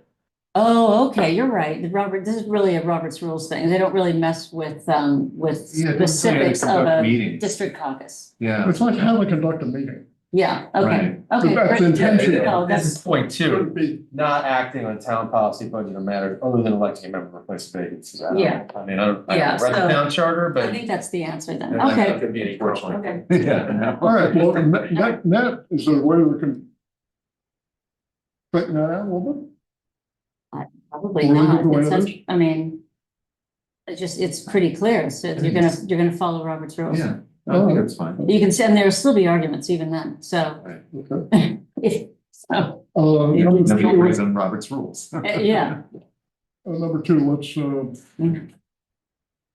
again, some of these things have been understood for many years. But the problem has been the wheels almost fell off this fall when different districts had to interpret Right. what we have. As a matter of fact, there's a final handout here, which is what we have right now to print out the full part of the amendment.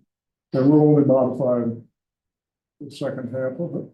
I would thought we'd show the whole thing here. But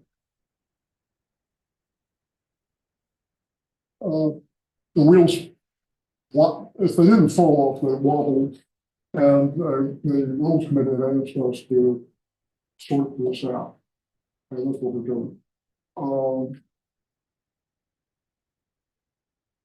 I don't say the wheels fell off this, but a lot of time was devoted by town council in interpreting, and then also town clerks got involved in the moderating.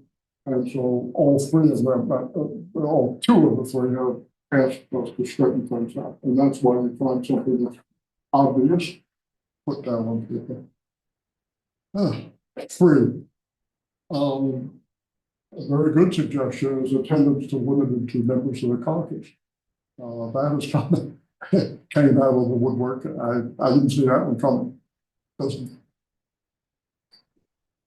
I don't think we have any objection to that. I don't know, if members of the public from that district want to attend, why couldn't they? You know, you're talking about their representatives. Yes, they're getting caucused in by RTM members, but if the public has an interest in who those members are going to be, why can't they come and express their opinions to the caucus? In that spirit, we could certainly say the public is invited but can't vote. Just like they put on the bottom of the RTM. Or the public is invited for comment, but not during the voting process. I mean, people, I don't know, right? It's almost, I'm not in favor of that. Right? I mean, an open mind and a good guy, I'll entertain it. But it would also invite lobbying. But which exactly. Which you really don't want. No, And never happens in practice unless, there's some life or death issue before the RTM and all of a sudden RTM membership becomes important.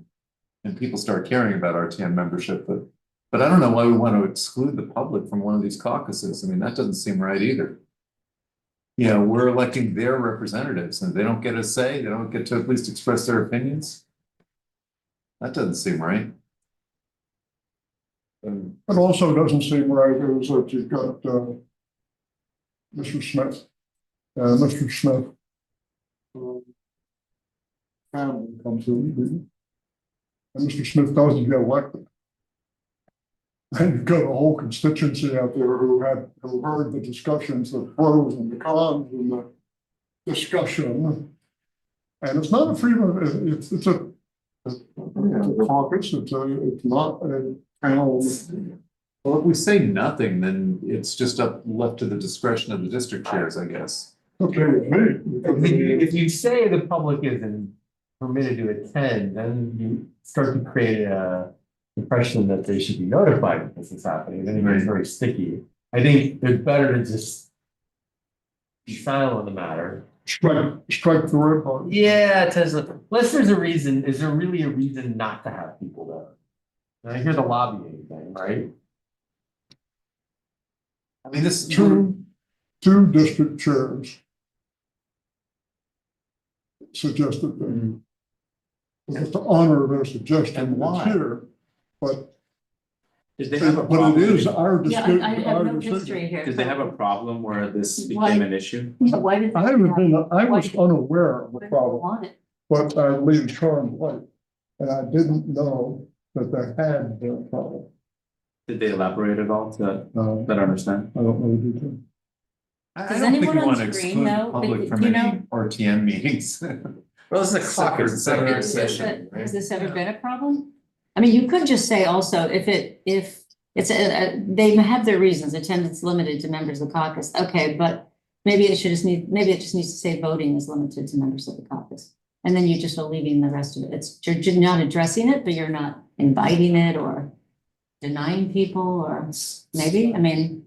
There's also a little bit, the first part, it says audio or visual recording is not permitted, which sort of creates the impression this isn't meant to be a public process. You're right. That doesn't seem right either. I'm just saying. It's true. I'm just saying, That that's, seems right. that's where it's, right, like. Yeah, we're gonna What goes on do this in in these secret. We're gonna caucuses? elect your leaders, but we're gonna do it in secret. You're not gonna know why we elected you. Remember when you were on the board of selectmen? Yes. Did interviews for important boards, Yeah, was the public invited? and no. It was No, a executive session, wasn't it? Right. This Their is personnel the same issues. thing. But they are, Same these are idea. people putting themselves up For elected for positions. yeah, for, public office, so. So Well, so why the secrecy? Why the? I mean, it's, The board of selectmen still went out in public when they voted on those people They and voted gave in people public. an opportunity to come and But they speak. didn't, the interviews were not public. The interviews were not, but people could come in public comment and speak about the nominees for or against them if they wanted to. if one of our congressmen resigns and there needs to be replaced, the governor is to pick like a new person, and that's not a public process. Right? That's true. Right. This is a similar situation. Exactly. Okay, well. I hear what you're saying. Yeah. But I also think it's probably to make sure that you can actually get this done in a timely fashion and not. You know, we're talking about things that have never happened in the past. People usually don't care. They will now that we've Because mentioned it's- All right, is it the sense of this meeting that the phrase attends limited to members of the caucus could be dropped from the draft? Solving the problem. Well, but you said that a couple of members felt this was the two. You had two chairs that said to add it. I'm sort of inclined to. For a reason, I'm, I'd like to maybe know we need why. to, you know. Maybe we had to have to ask the question back at them. Or let them come to the floor of the RTM as amendment. I'm recommending that we make our recommendations tonight and bring it up to rules. Right. And You wanna get- we'd like to go, because yes, we could go back to the district chairs. Yeah, but now we're just, it's time. Let me ask you a question, because I don't know. When this goes to RTM remote, can it be amended on the floor? Yes. Alright, so if somebody has an objection, they I don't know, some of the other things that we're gonna get, maybe something else down here. There may be just, there may be, even though we might agree on it tonight. Entirely possible, the rules are going to do it, or one of my hope is that we can get around to it and get it up to rules. Because they passed the football to us. I would like to get it back to them. up there. But I want to get it back in a good manner, that we have, that we're happy with, that we can. So let's return to a suggested modification to point 3.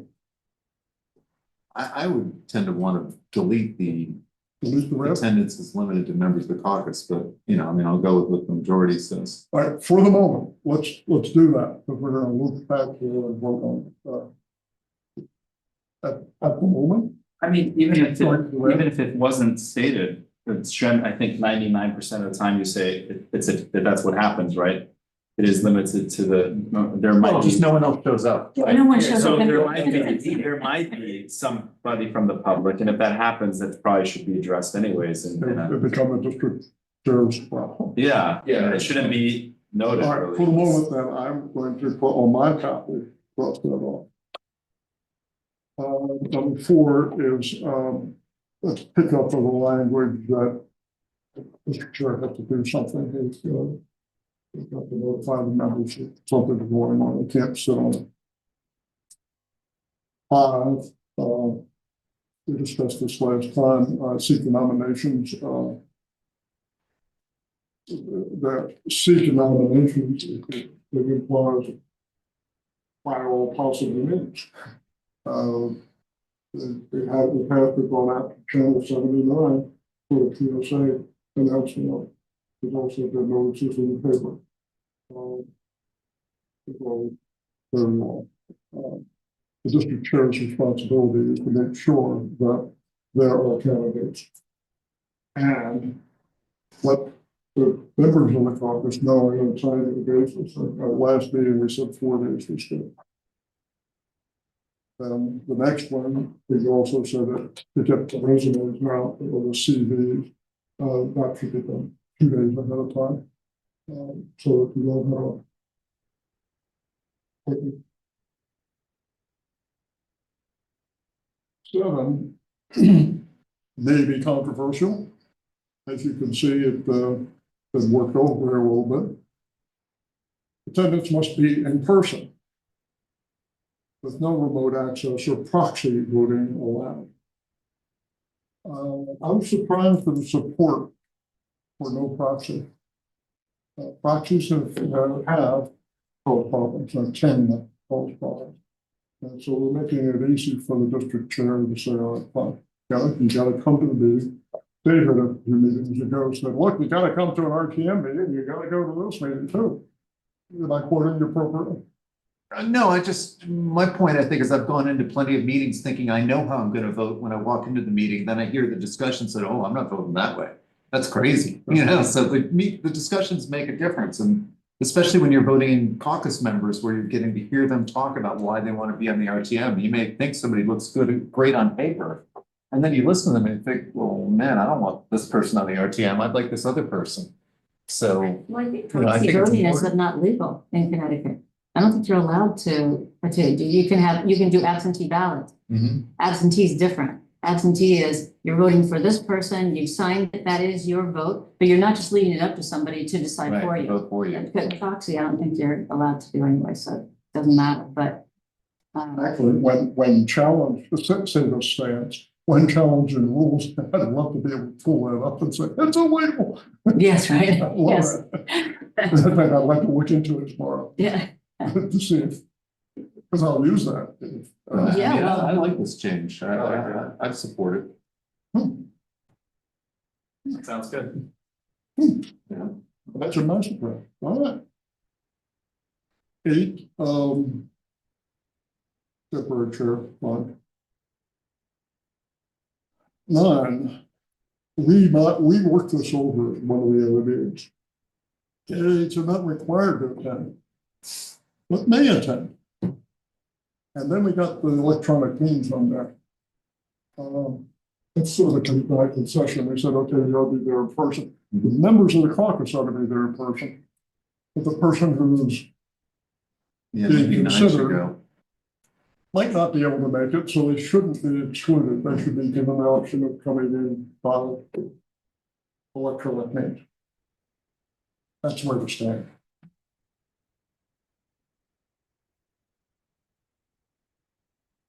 Anybody?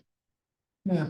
I think it's one of those things, just almost just a choice. Like do it this way, do it that way, as long as everybody does it the same way. And it has the same rules. Wasn't the point because maybe you have a really good candidate who's traveling or unable to be there? Right. And that gives them. And that did As happen. we did. It's harder to get a quorum. The problem has come up. Right. And candidate was excluded. Because of. Right. I think people felt bad about that.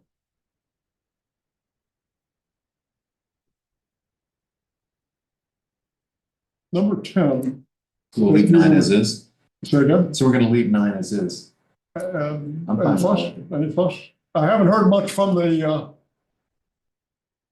remotes. Still here. You can wave at us.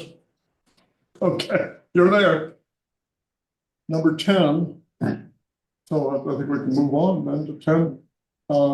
We had an advocate of ranked choice voting and all of its complications.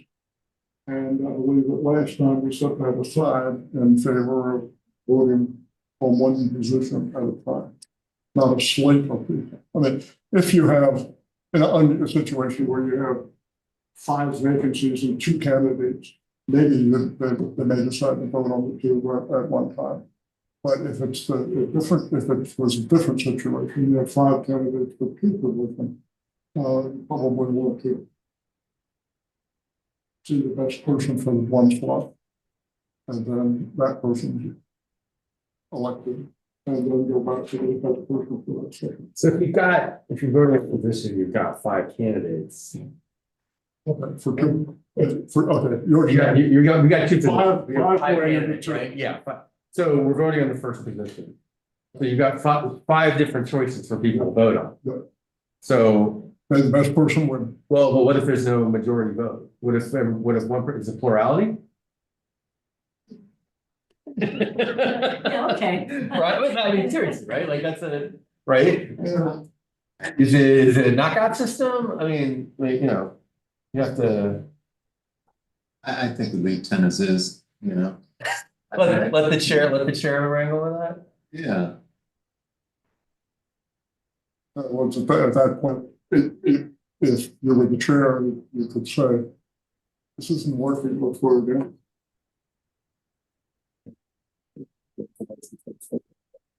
172, whatever ballots.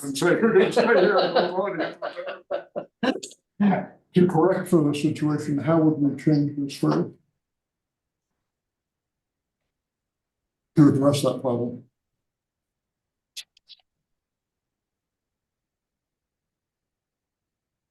Yeah, I guess you got two openings and three people. How do you vote on them separately? Right? Yeah. You, Yeah, you guys are all You so vote on used to one having at a empty, time. open positions. Right, That are just to uncontested. address your question. But you said two maybe openings and someday three there would be people. a. Right, so you, Well, you vote on who should get that first opening. right, yeah, I guess so, right. And then you vote on who should get the second Yeah. opening. Right, of the two remaining candidates. It's just more, how do you, Yeah. there's no majority selection of the If three. David came up with that question, Yeah, how I think, can I we feel like, modify this so that other people won't be asking? No, I'm just tired. I know, I feel like Matt was, Different. Matt, I believe I feel like you were taking the lead on this conversation when this language was first done. Is that true? Matt Baldwin? I I don't, remember. I think it was more than just that I had gone through the, process, but like, I think this is more from the standpoint of you have, say you have those three candidates, you don't want you want all the potential voters to be able to vote on the first opening and then the second opening, right? Like, you can't let the votes for one candidate cannibalize the votes for the other candidate for the second opening, right? Gotcha. So if you're doing the meeting with same position, so would somebody move to consider person A, and you vote on that, and then you would move to consider that that person gets a majority, then you're done? Or is it you have, you know what I'm saying? It's not like you're filling out a ballot, right? So it's Robert's rule, so there's a motion to. They got three candidates for one position then, so. Right, so someone could move, let's consider candidate A for the position. Right. And then you have an up or down vote. If it failed, then somebody can move to consider candidate B. If that failed, move to consider candidate C. Yeah, but how do you ask the issue when you have three candidates and no one gets a majority of the committee? You know, like you have 9 people and everyone Yeah, gets I hear three you, votes each. I hear You just Yeah. holding a new vote isn't gonna change No, I the result, agree. you know? So you really have to do it. The ethics board. We ran into that problem recently. Yeah, we kept not getting enough votes for the candidates, so the position wasn't filled. What? Like 30, 40. Right. Yeah. It's difficult. Well, they do sometimes, I mean, for the House Speaker and Majority Leader in the Senate, they take a lot of votes sometimes Yeah, before they come up with one, but I don't think we want to get into that kind yeah, of thing. yeah. That's I what think to you're me, right. right? It'd be a Like, chair's discretion sort of thing. yeah. They should be just like, shouldn't first place, second place, third place winners or something, and it doesn't, and you don't need there's no minimum vote required, right? Well, this has been very useful because you cite the example, let's vote on this person, whether they're in or not. I wasn't thinking of that. Yeah. I was thinking of there are 3 people. Yeah. Let's see how they vote. And there's probably good words to describe method A and method B. We have sway. We could do method A, we could do method B, or we could pull this topic off of this list and let the poor district chairs have a free for all. But the guidance what I think we're doing is providing guidance for where district chairs should operate. We probably have to make a decision, and then the rules must have been put apart, or if they follow, if I don't know RTM for let the RTM vote on it.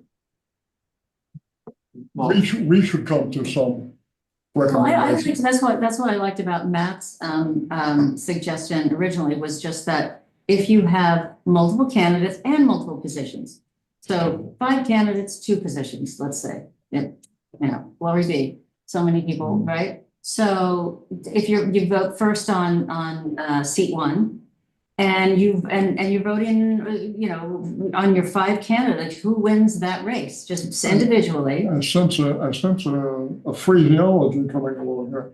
Should there be Should there multiple be? candidates for multiple positions? Voting will proceed on one position at a time. At a time, and that's what I think Matt was saying, and I think that sounds And fair. that's what we have right Yeah. now. Well, That's yeah, what Ken says. but the way it's written here, It doesn't. we've had a lot of questions about. If you Yeah, wanna okay, yeah, Expand that out a little bit. right. Is a To question satisfy the David Baines. how does the winning candidate, how do you know you have a winning candidate here? We don't have anything in here. that says That's, the- yeah, Yeah, the winning candidate shall be the candidate receiving a majority of. majority, a plurality, Yeah, a one, what? one seat at a time, the winning Right, the one who gets the Candidate. most votes. yeah, the one, the one with the But again, most. that's presuming that you're voting, everybody votes for the candidate they want in one vote, as opposed to Yes. I propose candidate A, and we vote that on that candidate. Well, it should be the one Which who is, gets the. because who comes first? No, By the time Well, you did that, but the should it person be who the was person chosen who to gets be the voted, might highest not be a number? seat open for him at that. Why not? Right? That's Certainly the people who are on the caucus can figure that out. But is the winner the person who gets the highest number of votes, or the person who gets a majority majority of the votes. quorum of present, or majority of the members attending that night? If you make it, you're voting on one person at a time for the position, then it's clear. Somebody gets a majority of the votes for the position, Yeah, yeah, then they get the position, right. right? yeah, So, but is that the requirement, or do we let say there's, three candidates for one position? Here's another idea. Answer your question, Here's another let's idea. make it a requirement. Rather than- And rather they than- will pull it apart, they can pull it apart. Rather than you're saying we're voting on one position at a time, why don't we say we're voting on one candidate at a time? I've seen Because, some of them.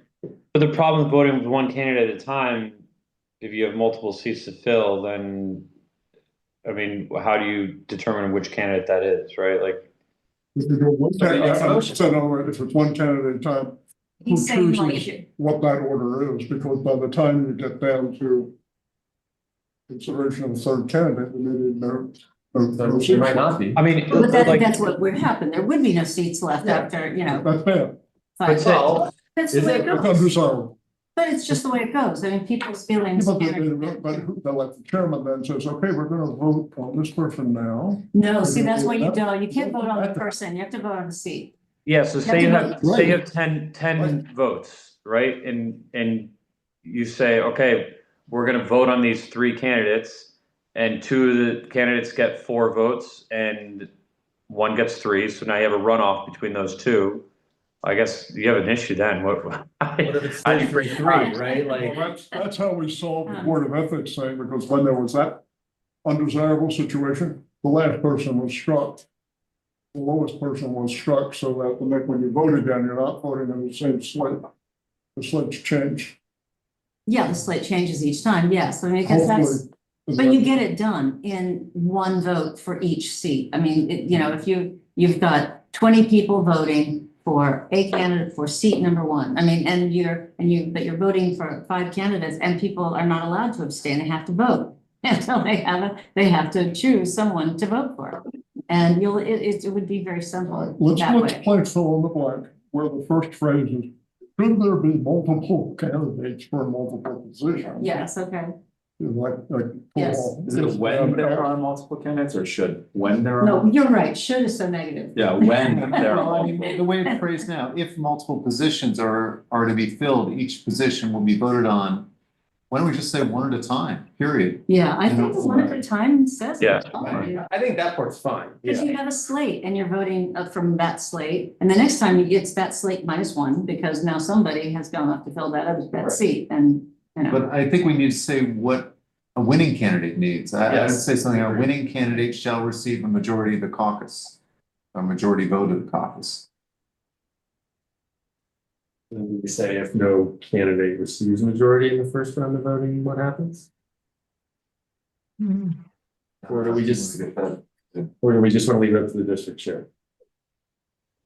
to decide what a majority is. No, to decide if it's 4-4-3, Oh. what happens next? I guess you have more discussion. Do we have a runoff? Then yes, then you have a Do runoff, we yeah. have more discussion, right? Then you just have a runoff.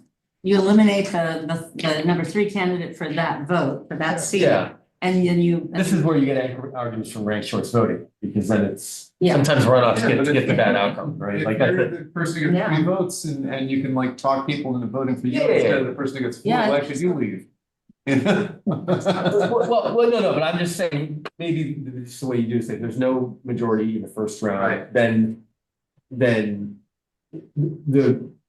And the top. How you proceed is, can be done by the district chair's discretion. Right. Yeah, but no minimum required. No minimum of how many votes it takes, Let's have a majority, I think, if we want that. just the most votes. Most votes, plurality, you wanna do it on plurality? What if there's a tie for most votes? If there's a tie, then the runoff between the tie. I think you should get a majority of the caucus. I agree. I think it should be a majority. Mhm. Yeah, You know, okay. not of the entire district, but just of the people who show up. Yeah, the caucus. Yeah, no, I And the understood. majority of the quorum of the caucus should prevail. If we want to flog this thing, We already have. it's getting late. If we wanted to go into great detail, here's the detail that was agreed upon for election in the Board of Ethics. In the event of 3 or more candidates to fill the vacancy, the candidate receiving the least number of votes will be removed from the election. Process will continue until the candidate receives a majority vote. There you go. Yeah, that's it. Failure That's to it. be elected, That's it. blah, blah, blah, blah. Mhm. That's a totally Would you reasonable. like to Well, put I that also like, language- Yeah, that. I that's also clear. like that it is, and there's a precedent here in the Yes. body to vote. I mean, there really should be consistency among. But I'm gonna show this phrase to our good and loyal clerk. And did it, you know, Just read that to me again. The candidate receiving the least amount of votes. What happens if it's 4-4-4? A excuse me. troublemaker. oh, 4-4-4, I'm just saying. they all go to the faculty lounge and sleep in. Right. And then you go to NFL tiebreaker rule for 1982. What time is it anyway? I'm 41. Okay. It's fine. Yeah, I like that language. But everybody seems to like be good with that, Yeah. right? I saw everybody on screen was good with it. You know, and as soon as David reads it, someone's gonna make a motion. And we're not the motion this, but we're gonna motion the whole thing. Yeah. Yeah, Yeah, sorry to bring 7 up again. The whole attendance must be in person, no remote or access or proxy voting allowed. I'm just trying to run this scenario. Say you can't attend in person, but you're interested in the process. I recognize the importance to be in person to share a vote, but I mean, couldn't you have remote access and share your opinion the same way that someone who's being considered as a candidate can share their opinion? I mean, they're being interviewed, but you basically concede your right to vote by being remote. You can still make an impact to the conversation remotely, even if you can't vote. yeah, somebody wanted to be secret. Somebody wanted this process for whatever reason, but You also had section 3, which says audio video recording yeah, is not. no audio not- visual recording and. Then you create a whole other. Yeah, this, but if we disagree, I mean, it is, I mean, frankly, it's pretty important, I think, to. You could always email a written comment to the chair if you can't be there in person. What's okay, so this comment came from who? We don't know, Oh.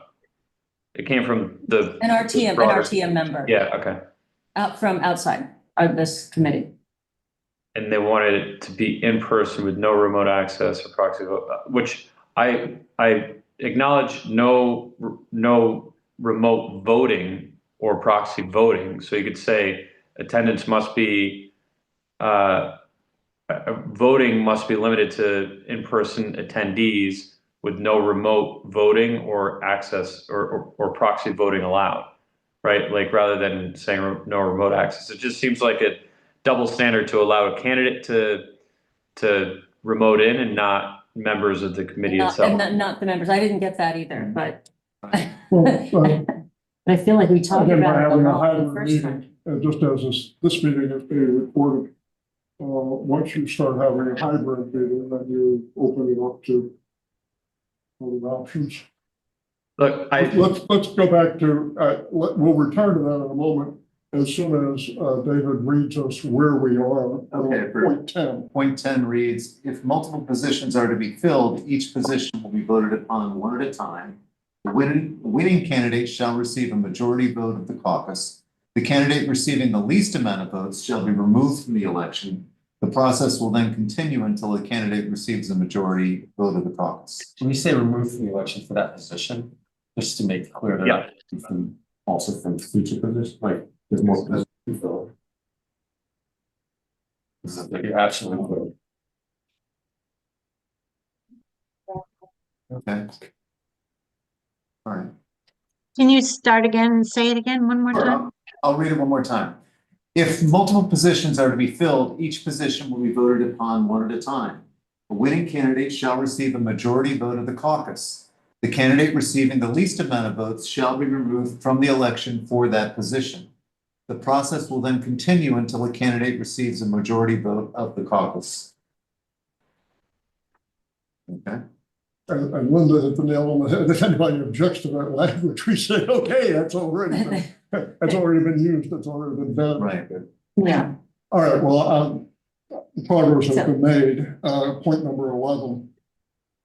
Sort of a late bloomer. I think I believe it was on our list last time, and it survived. One district chair said, does it mean we have to prepare a list? Exactly. And I thought, What if you don't? oh, Lord, you know, how are you going to have a meeting? I wanted to answer and say, how are you going to have a meeting to interview candidates if you don't have questions? And it's only And if fair. you do have questions, Yes. be sure to ask the other candidates the same Exactly the same question. And so that's question. where we wind up with a lot. I said, yeah, and the answer then really is yes. I mean, and if they want to, you can hand them and make up a list of 10 questions or 5 or whatever and just hand them around. Well, should it be the committee chair instead of the caucus? Because you don't want everyone coming with their own standard list of Oh, questions. no, you're right, the chair. All right, well, it's on advice of it's not the You're chair by having it exclusionary. The chair shall prepare on advice of the members. So that you have truly standard questions, and then if caucus members have other questions, they can ask, right? Yeah, right. No prohibition. Can you beat that around and says it's the district chair on advice of the members? Caucus Or chair. can we just leave it here as The members caucus of the chair. caucus? Yeah, I guess I don't really care about this one. Yeah. I think it's the sort of thing that people are gonna honor in the breach, you know? I mean, half the time, people don't even do this, so. Mhm. I mean, this to me is a good practice. It really doesn't belong in the town code, but You're you right. know, it's not the hill I want to die on. No, you're right. You're right. Yeah, you're right, though. Yeah. All right, So- if you're happy with leaving the way, okay. Just leave it the way it is. Okay. So now we've made some changes. But Matt's deal. We were going Let's to go back return to to seven.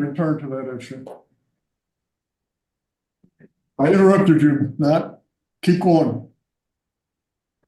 No, I mean, Press the rewind.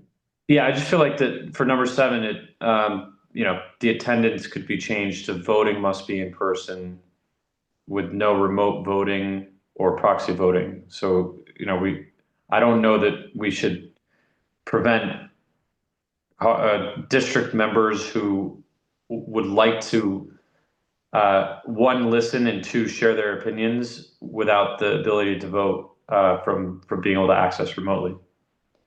How do they share their opinions though if the candidate is on Zoom too?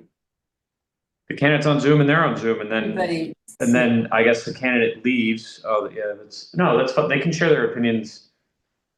That's a good question, actually. It's generally within a caucus, the caucus shares their opinions within the caucus, right? Yeah, so Without the candidate. at some point the candidate, you know, the interview is jointly with the candidate, and then the, you know, there's a separate, the candidate can just drop off the call. You could just wait for the, you know, the candidate to hang up, right? And then they're still on. You can control who's in the virtual meeting.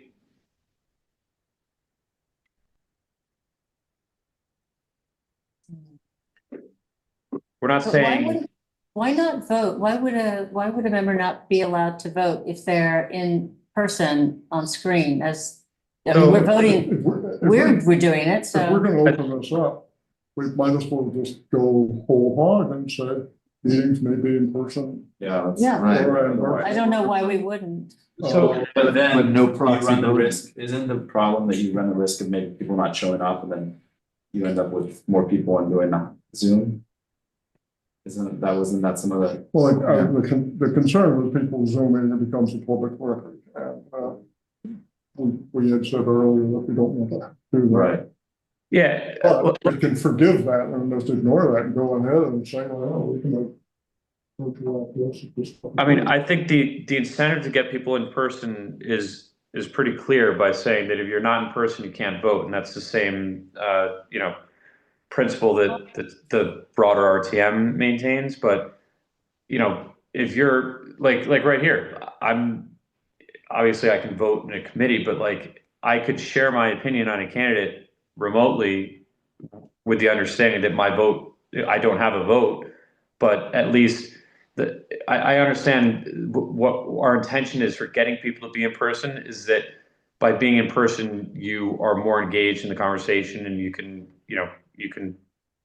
kind of listen in to what other people have to say. Where, I guess theoretically when you're remote, that may not be, that may not necessarily be the case. So I just think that if we're going to be allowing candidates to be remote and someone in the district wants to be able to have the opportunity to listen in and share their opinion without the ability to vote, we shouldn't just, not allow that. Okay, I would let them attend by Zoom and vote. Yeah, by the Zoom. more I think about it, I kind of agree with that. Yeah. We're gonna, I think we're there. I think we're there. if we're gonna let people participate, members participate in a meeting in a hybrid fashion, they ought to be able to vote. We can find other ways to punish Should be people. consistent. Something, No audio, Either video. one or the other. like they have to type out the notes the next time. Of course, I detect a snowball here, and I only put one notation is the technology that we're employing here is behind the scenes has been just amazing with the thing, the speakers, the big screen, the speakers and the microphones. This is the only room in the building that will do that. Do it in the selectments, but it's almost and the 206 would almost require a court order for a technician to come and operate all that. So to expect this high level of technology in a person's home, living room, where often they say for help, we're not there yet. You can attempt it by having someone have a laptop. Are you saying that some of these caucuses happen in people's homes? Oh, Oh, really? I didn't know. maybe that needs to change. Yeah. This is the room, caucus room.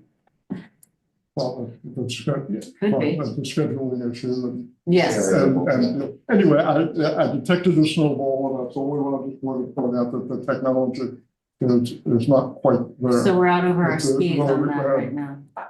I Why don't we had just some say- help in getting this thing together tonight. Why don't we just say that meetings may be in person, remote, or hybrid, however, members must be present to vote and no proxies are allowed. I mean, Let's present the vote. I think we could quite well dump that. No proxies allowed. I'd like to keep in there. okay, however, no proxies are But allowed. if you're gonna have people attend the meeting, as we discussed, Right. you might as well have them voting. Mhm. And would you allow them to use an absentee ballot? No proxies or absentee ballots allowed. Okay. When I read this, My recommendation. there's clearly some people who commented to this, who wants people to be in a room together for the whole process. Mhm. That's what they want. Yeah. Right? Right. And not having done this, I'm not aware of, like, it's sort of, if you're gonna tear down the fence, you should understand why it's built in the first place. Right, why are these rules written like this, that we're not gonna change it? That's sort of what I'm wondering. I've spoken through this in the effort at standardization. Well, I think it started with some people wanted to change it, which is how it ended up. Some people wanted to change it, so it's there, and then some people don't want to change it, so it's getting whatever, so. The whole fur ball is on our table. Yeah. Because other people didn't want to deal with it. Okay. They sent it to us to come back to rules with some recommendations. So that's where we are. I fully expect that rules will have their own opinion on this before they forward it. Right. So it may end up being right right back where it is now, It's whatever that is. So it may have just, I mean, there may be no changes in the end to the vote and to the in-person and the, Oh, right? I mean, no, I maybe think that. it could be well be pulled out. And again, this was response to questions of town council and town clerk. And Right, moderator. yes, about a fear of there's no that lack of transparency is really worrying some people. And some people will be upset about it, some people will be applauding. If we want to go sort of fully open, we could just strike both 3 and 7 completely.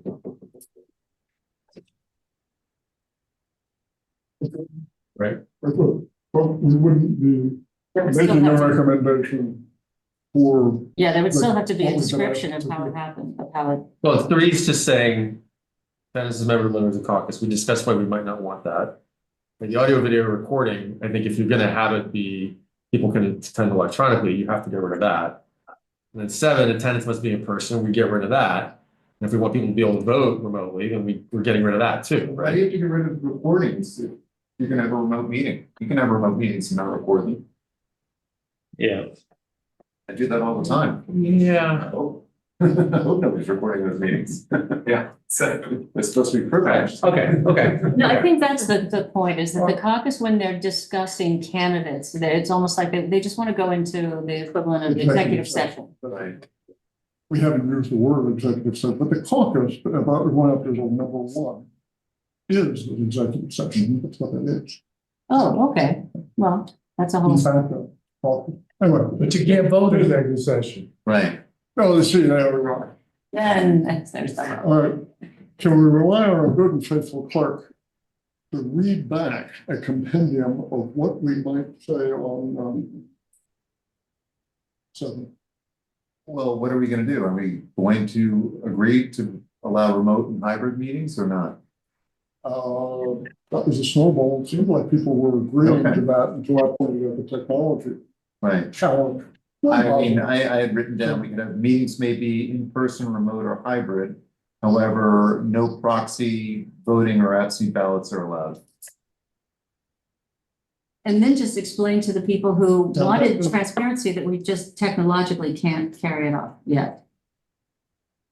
Full transparency isn't even desirable for the whole session. You have to have a way of breaking Mr. it. Chair says, I can't do a hybrid. Well, then fine. Right. Go completely remote. Or with completely in all person. experience, just do it that way, which is simple and doable. And perhaps more equitable. Because, look, we have this wonderful discussion going on here, and our 3 friends are isolated to some degree. Welcome. Anyway, I know if you were here, you're more from me. My vote is I will go along with whatever everybody else here decides. So essentially, you're removing the absentee ballot option and then allowing hybrid option. Essentially, that's kind of what this is doing. Right? Yeah, we're just allowing flexibility in the way people participate in the meeting, but Yeah. they still, you have to be present at the meeting one way or another in order to vote. And hear the discussion. You can't just give your proxy to the chair or. Or in the past, yes. Striking the first part of 7. And they could just vote for somebody without being present. That's what it stated before, essentially. Well, no, that was not, it said no proxies were allowed, so. Oh, isn't it similar to this part? The Section old one, you know, The old one? practices in there in the old. It says members not attending the caucus may vote by written absentee ballot presented at the caucus. That's the old version. Oh, that's not what we're kind of. We're gonna strike that because that. Yeah, so essentially you're working. This is the replace old one, this. this is called some abuses. Yes, it's Oh, this one. oh, okay, I have that one too. Yeah. I'm just trying to see, so this was the original one, I guess? Cool. And then this is the one you're proposing. Yeah. Right. Yeah, and I took the liberty of cleaning up the reds. Yeah, got it. But I think we can craft. Right, but it's replacing We're this making the ultimately. changes. Ultimately, it's replacing this. Exactly. There were questions that, for example, just to come back and. Confirm shutdown. The system will shut down in 6 seconds. Bye, everyone. Oh, geez. Bye. Well, oh, no. Oops, okay, well. Oh, good. Just joking. Tick, tick, tick. But we had a question, from district chair, about what is the term when a person.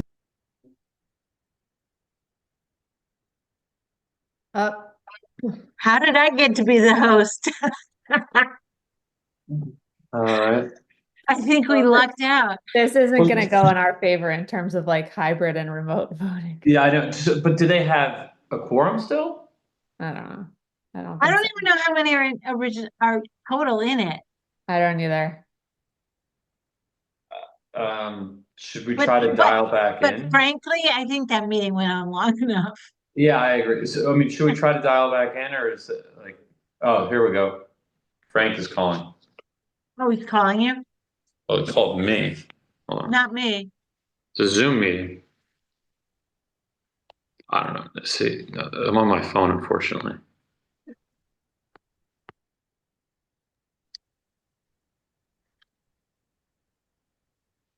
This is, So we can keep going like this, but we just had to get away from them somehow. I don't get that. Yeah, I don't know how you're the host. I did get something in the corner. It said, You you are agreed. now the host. You agreed to be the host.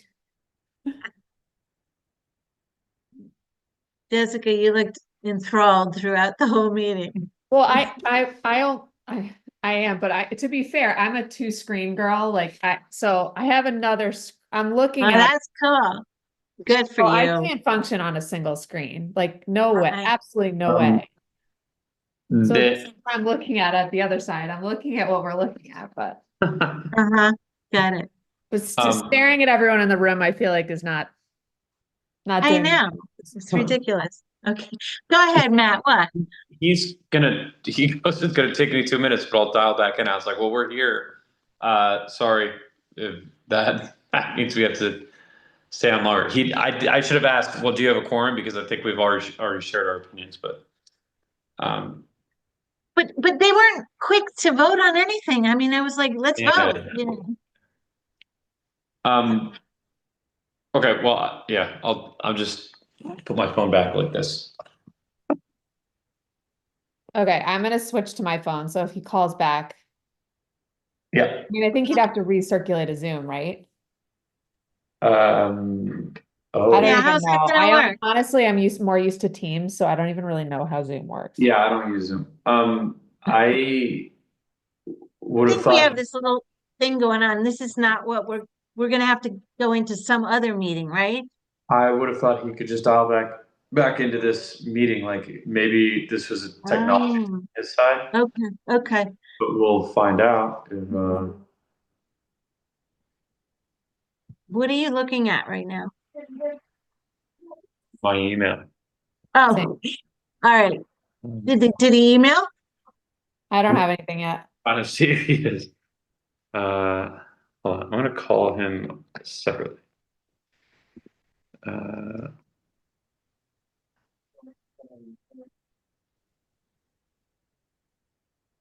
Could try the. See, this way you guys can hear. Hi, this is Frank. Hey, Frank, this is Matt. Hi, Frank. Is anybody else on the line with you? Well, Yep. yeah, we're all here, so why don't we just do it? Okay, oh, wonderful. You're so good. Hold on a second. Here's Wait a Frank. minute. Everybody, can you stay with you here? They're all somehow, they go on one phone call. I'm gonna put on my little speaker here and we'll move forward. Hello, you good people. Hello, Frank. Oh. Hi, All right. Ian Gale here. This is, Good Matt. we have a motion. We would like to make a motion. Yeah. And get your vote on that motion. That the changes which have, okay, on point 7, that attendance in the caucus can be by in-person, hybrid, or remote. But that proxy and absentee voting is not allowed.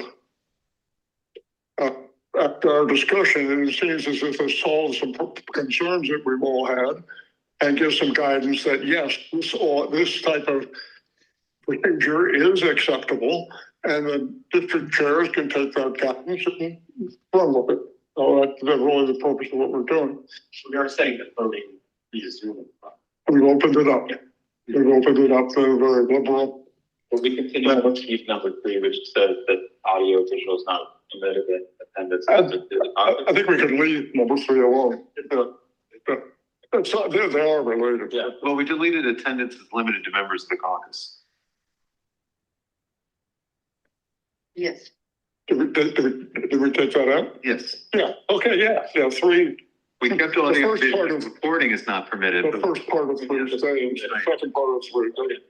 You wanted to say, if you're back to caucus members, that attendance can be by both or all caucus members and candidates can be remote, or, do we need to say that?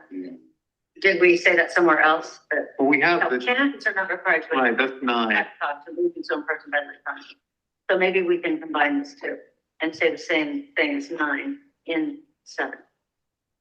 Oh, a little bit of a thicket is that a candidate would be invited to attend the part of the meeting that they're being discussed and excuse themselves. Well, that could go on and on. And I could almost leave that unsaid. Okay. I mean, so some of the art of this is leaving some of the stuff unsaid. Yeah. But I would expect that a good district chair will say, thank you very much, and we'll get back to you at the end of the discussion, at the end of their interview. All right.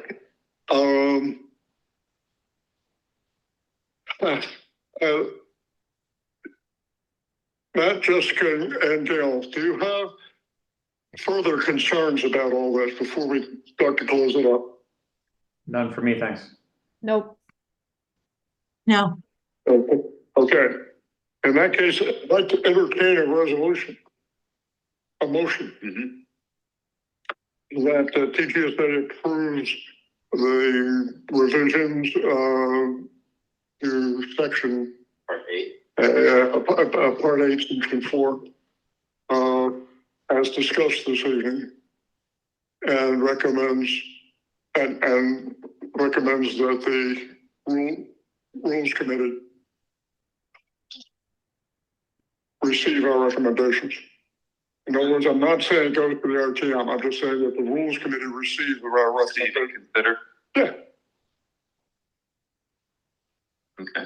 Now, my friends, since this has been very dynamic and it's been one of the better meetings we've had, it's lengthy, but since there have been these different changes, I'm going to ask David to consolidate his notes and send it to me. I'll distribute it to everybody, and David can send it to everybody so that we can pick up typos or misunderstandings, not concepts which we've discussed, but any workaholic things that need to be just on this one. I don't. Just on this one. Okay. All right. All right. And then pending any mix and match on that, let you know that the submitted town clerk has the minutes. Okay. Okay, and then I'll take it from there and take it up to rules. All right, so that motion was on the would someone like to make a motion to that effect, please? I'll move it. David. Second. And time for discussion. And may we move to a vote. So those in favor, please raise their hand and remotely say A or my, A or my, A or nay. A. That's one. aye. Another A. Another aye. Okay, in that case, it's unanimous and there are no abstentions. So, my gosh, thank you for this. Again, this has been one of the best meetings I've been to in a long time. Would we entertain a motion to adjourn? I will make that motion. All right. As our moderator says, all in favor, please rise. With special thanks to our remotes. Thank you, guys. Good night. Thank you. Take care. Thank you. Thanks, bye. Bye-bye, you guys. Bye. Bye.